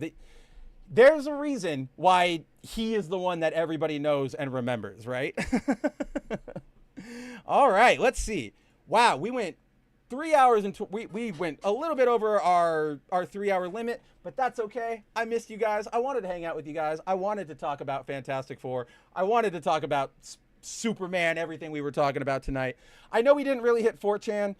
I didn't really have a lot to say about that. I was just sort of going to give a brief eulogy, talk about how a lot of people have gotten it in their minds, come up with this like stereotype image of 4chan as the worst place on the internet, just the most terrible place, that everything awful happens there. I disagree. I was just going to go, I had so many of my formative years there. I spent so many years in the early days, like 2006 to 2011, gosh, or 2006, 2011. That seems too short. Longer than that, whatever. In the year, I was a big 4chan early adopter. I hung out on V, I hung out on Co, and for all the stupid shit posting and the virulent racism and hatred that comes out of like Poll, which also is about 90% bots and feds and just don't believe anything you say over there. Like I wouldn't know as much about comics or have read so much about comics if I didn't go to Co and go to their story time threads that they would have all the time. I wouldn't have a lot of my music taste or my music knowledge if I hadn't gone to Mew and just sort of thrown myself headfirst into their share threads.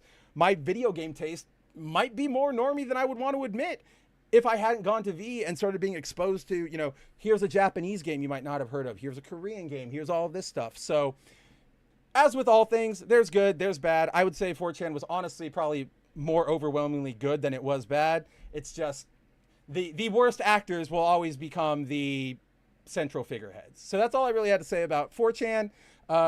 My Spider-Man theory, I don't think I'll talk about it tonight. I do want to write a story about it on Bounding. I don't think a lot of people realize what, basically, this will be like a quick preview of what's coming.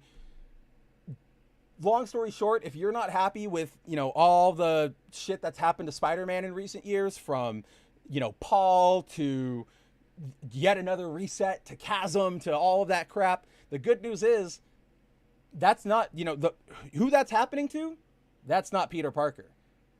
Peter Parker has actually been dead for about a decade now. So that's it's a big long winding rabbit hole.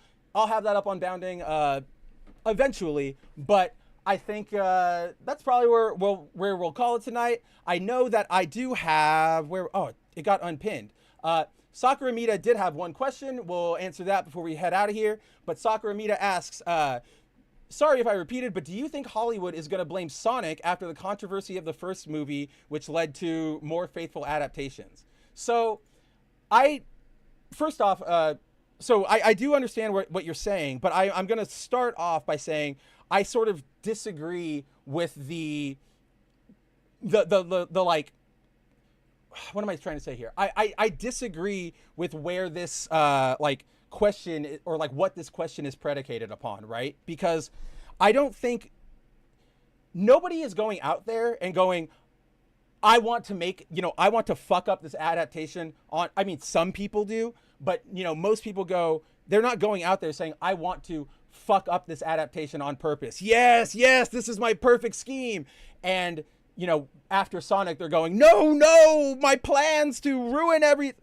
That's not a thing, okay? That's weird supervillain psycho shit. And if you, like, I'm sorry, if you believe any sort of that, like, cabal bullshit, whether it's politics or entertainment, you always ask yourself two questions: why and who benefits, right? So let's take it right here.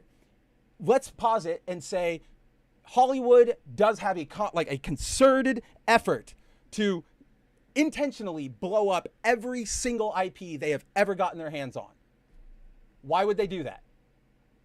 There's no real good answer there. You can pull out all of your, well, they don't like the fans, they don't like this, but I can always push back and say, regardless of that bullshit, Hollywood cares about money first. They are going to chase the money. So they will never ever truly blow up a super big franchise, right? What you see with these different changes and these different swings are people, it is Marvel chasing money, right?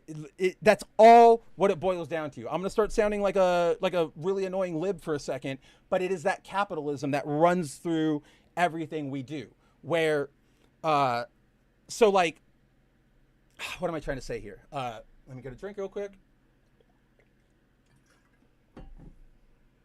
So no matter what, they want to make money.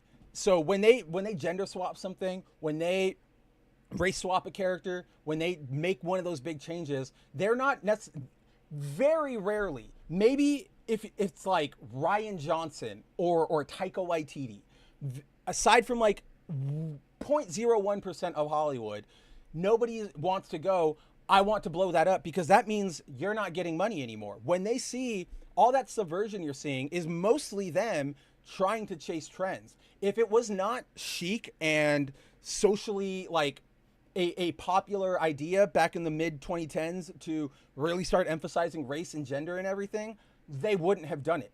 And I mean, you can see this in literally anybody in Hollywood. I will point to, since I touched upon him, I will point to Adi Shankar, right?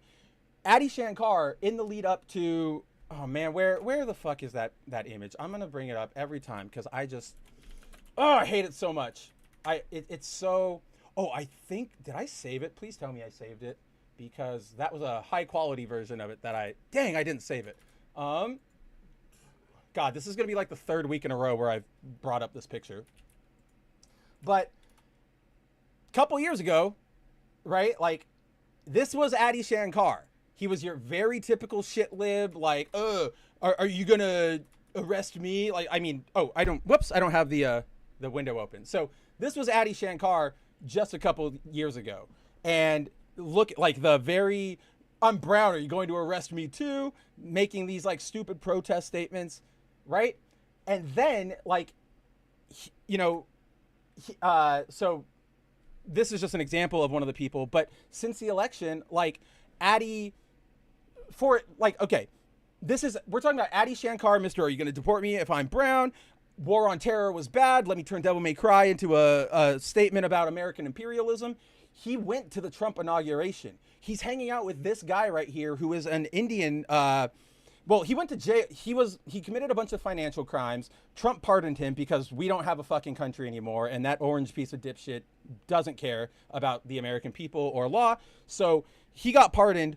Adi went to he's right here at like a special speaking event for him. Like, it's so bizarre. And then if you guys saw earlier this week, like, Adi Shankar is sucking up to Asmongold and like trying to get his attention, and it's really pathetic. And all that to say, in Hollywood, these people 99% of the time don't have any backbone past what's going to be popular, what's going to get me attention, what's going to make me money. So I disagree with this. And then, if I go to the second question, who benefits from all of these IPs being blown up? Marvel doesn't benefit because now they can't sell Spider-Man t-shirts or Captain America cups. Disney doesn't benefit because now they've lost a giant revenue stream. Other, new IPs and stuff don't benefit because it wasn't, I'm not going to go watch those because I don't have time because of Marvel. It was, nobody knows about them. You got to go out and promote them. It's not just a guaranteed thing. So yeah, at the top, I fundamentally disagree with this idea that that Hollywood is angry at Sonic for being a good adaptation. If anything, Hollywood has been looking at Sonic and going, people actually do want more faith, like more fidelity to the source material. And we're seeing that, Daredevil Born Again, it got completely, well, not completely, but they took that thing back to the drawing board and reshot a bunch of shit and rewrote it. They had that thing ready to go. Same with, Captain America, Brave New World. Same with Fantastic Four, all of this stuff. They, this stuff is getting more, well, maybe not Brave New World. Brave New World's a mess. It is sort of comic accurate in its characters, but everything they do with them and all the choices they do with them are just like highly dumb. But that's what I think you're seeing is that Sonic was a moment of Hollywood going, people want people want to see the things they see on screen. And that's why, like, kind of going back to what I was saying, look at the characters, they do race swap, or they do gender swap, or they do sexuality swap, right? Silver Surfer, Valkyrie, what other characters are there in the MCU? Technically, you can actually, yes, Scarlet Witch, right? She was, she's not Romani, she's very, very white Elizabeth Olsen. The Ancient One. All of these characters that are getting swapped are side characters. These are characters that are not going to be sold in a Happy Meal box. If I go to Walmart and I say, can I get an Avengers shirt, Mom? I'm not going to find one that has Silver Surfer sitting on it. You know what I mean? Again, it's just the shifting times. I know he's a big popular character, just not anymore. And then, to add to that, think about when they go, hey, you have a black Batman now. Hey, you have a gay Superman now. Hey, you have a black Spider-Man now. It was never Clark. It was never Bruce. It was never Peter. It's always these sort of, how do I put this? It's essentially them, wanting their cake and eating it too. They go, you want your representation? We know you want your representation. Here, you can have Spider-Man. Well, it's not the real Spider-Man, but you have a Spider-Man now. So that way they can still go, hey, everybody, come watch, come buy my Spider-Man toy. And and they don't have to dedicate themselves to going, Spider-Man is black now, and we're standing behind that. So, like, it, to me, of course, you guys know me, I don't like race swapping, gender swapping. If there was a creator's original idea, you roll with that idea. Unless the creator said, hey, I meant to, it's a whole thing, but, shit, I don't even remember what I was going to say with that one. Yeah, I don't know what I was going to say with that line of thinking. What? But, yeah, long story short, I guess I've completely lost my train of thought now, but I think Sonic was a net positive. Or okay, no, never mind, I got it now. So yeah, they can go. I have more respect for. I don't like gender swapping or race swapping or any of that stuff, but I have far more respect when a company or a creator does it and it's to a big character or like a big thing, because that means you're actually standing on business, right? I might not agree with you, but I can respect you for actually not pussyfooting around it, right? Like, you have gay Superman, gay Superman, gay Super. It's not really Superman, it's his son. But, you know, we can write in the newspaper, gay Superman. That's what all of this is, right? So I think we are getting more faithful adaptations. I think Sonic was a big bit of that. It's just, again, like I was saying, progress is incremental. We're never going to have it overnight. Let's see. Marvel did die with Ben Reilly. All right? Marvel died with Ben. Marvel, I would actually, right around the time they brought Ben back as like the Jackal for New You, that's when I would probably say my interest in Marvel absolutely cratered. Star Wars Hunters released a final new character. She's a Twi'lek with frumpy clothes, and she sticks it to the man. They're still making new characters for that? That's more, to me, that's more surprising than the stupid character that they've given her. Like, the fact that they're actually making, like, that game's about to go out. Like, what are we doing here? Oh, that also, I guess this is just a fun thing. I don't know, just for my old heads out there. I don't know if you guys saw this. Overwatch 2 is getting they're doing a collab with Gundam Wing for the 20th anniversary. I don't really care about Overwatch 2 anymore. You guys know me, I'm on the Marvel Rivals train. I think Blizzard is a piece of shit. I know that these skins are going to cost way too much money, but there is something about seeing my old main, my waifu Mercy, my Overwatch waifu Mercy, rocking a skin based on the Wing Zero that just warms the cockles of my heart, to quote a certain firefighting acting comedian, if you will, Dennis Leary. But yes, guys, with that answer, let's see. Man, we have gone a while. I know it's Friday night. I know you guys have so many things to go do. You've got friends to see. You've got ladies to kiss. You've got boys to ask out. You've got video games to play. You've got movies to watch. So, without further ado, I will let you guys get out of here. As always, thank you guys for hanging out with me tonight. From Shinkai to Timon to Volume Dealer to Zero to Sakura to Dante to, I'm pretty sure I said Shinkai already. Timon, Shinkai, Volume Dealer, Sakura. I don't think I'm forgetting anybody. If I am, I'm truly sorry. What I was trying to indicate there is that I was trying to look away from the screen so that I could, go off of memory. If I forgot you guys, I'm sorry, but I didn't ignore you. I've seen all of you. I see you when you're chatting. I see you when you're in the back. And I'm truly thankful that you guys want to hang out with me every Friday night. It allows me the chance to do this, to try and spread more positivity, because I know I'm right there with you guys in the trenches. I know how much it sucks just, in real life, in what's happening to our franchises. It's rough. And at the very least, what I can do is try to, give you guys something to look forward to, something to enjoy, some positivity in your life, because you know what? It wouldn't be a week without you. And I want to keep seeing all of you. I want to keep hanging out with you week after week. All right. So, have a great weekend, everybody. Go play something cool. Go watch something amazing, go read something really interesting. If you need a rec, go check out Foil Variant. We have lots of long episodes up there. So if you're doing some housework and you need some background noise, why not hang out with me and Andrew?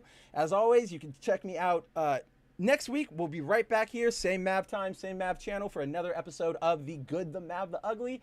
If you want to hang out with me before that, you can come over to the 01 streams Wednesday night over on the Bounding Into Comics channel, where me, Cider, Jacob, and Nerdigans hit the biggest pop culture news stories of the week. So if you want to hear more of my takes on general Hollywood, on the MCU, on stuff like that, head over there. That's where you'll see me. And yes, Thursday nights, 6 p.m. Central Time, Foil Variant, me and Andrew, intellectually honest comic book talk. You know what it is. And until then, check out boundingintocomics.com every day for new news. And what else do we got, guys? Do we have anything else? I don't think we have anything else. I just wanted to make sure that we've talked. Everybody's been heard from. I got everybody. We covered most of the main topics. Until next time, guys, I will see you. I'll see you soon. I hope you take it easy out there. I'm sure I'll talk to a lot of you, and until next time, take it easy out there.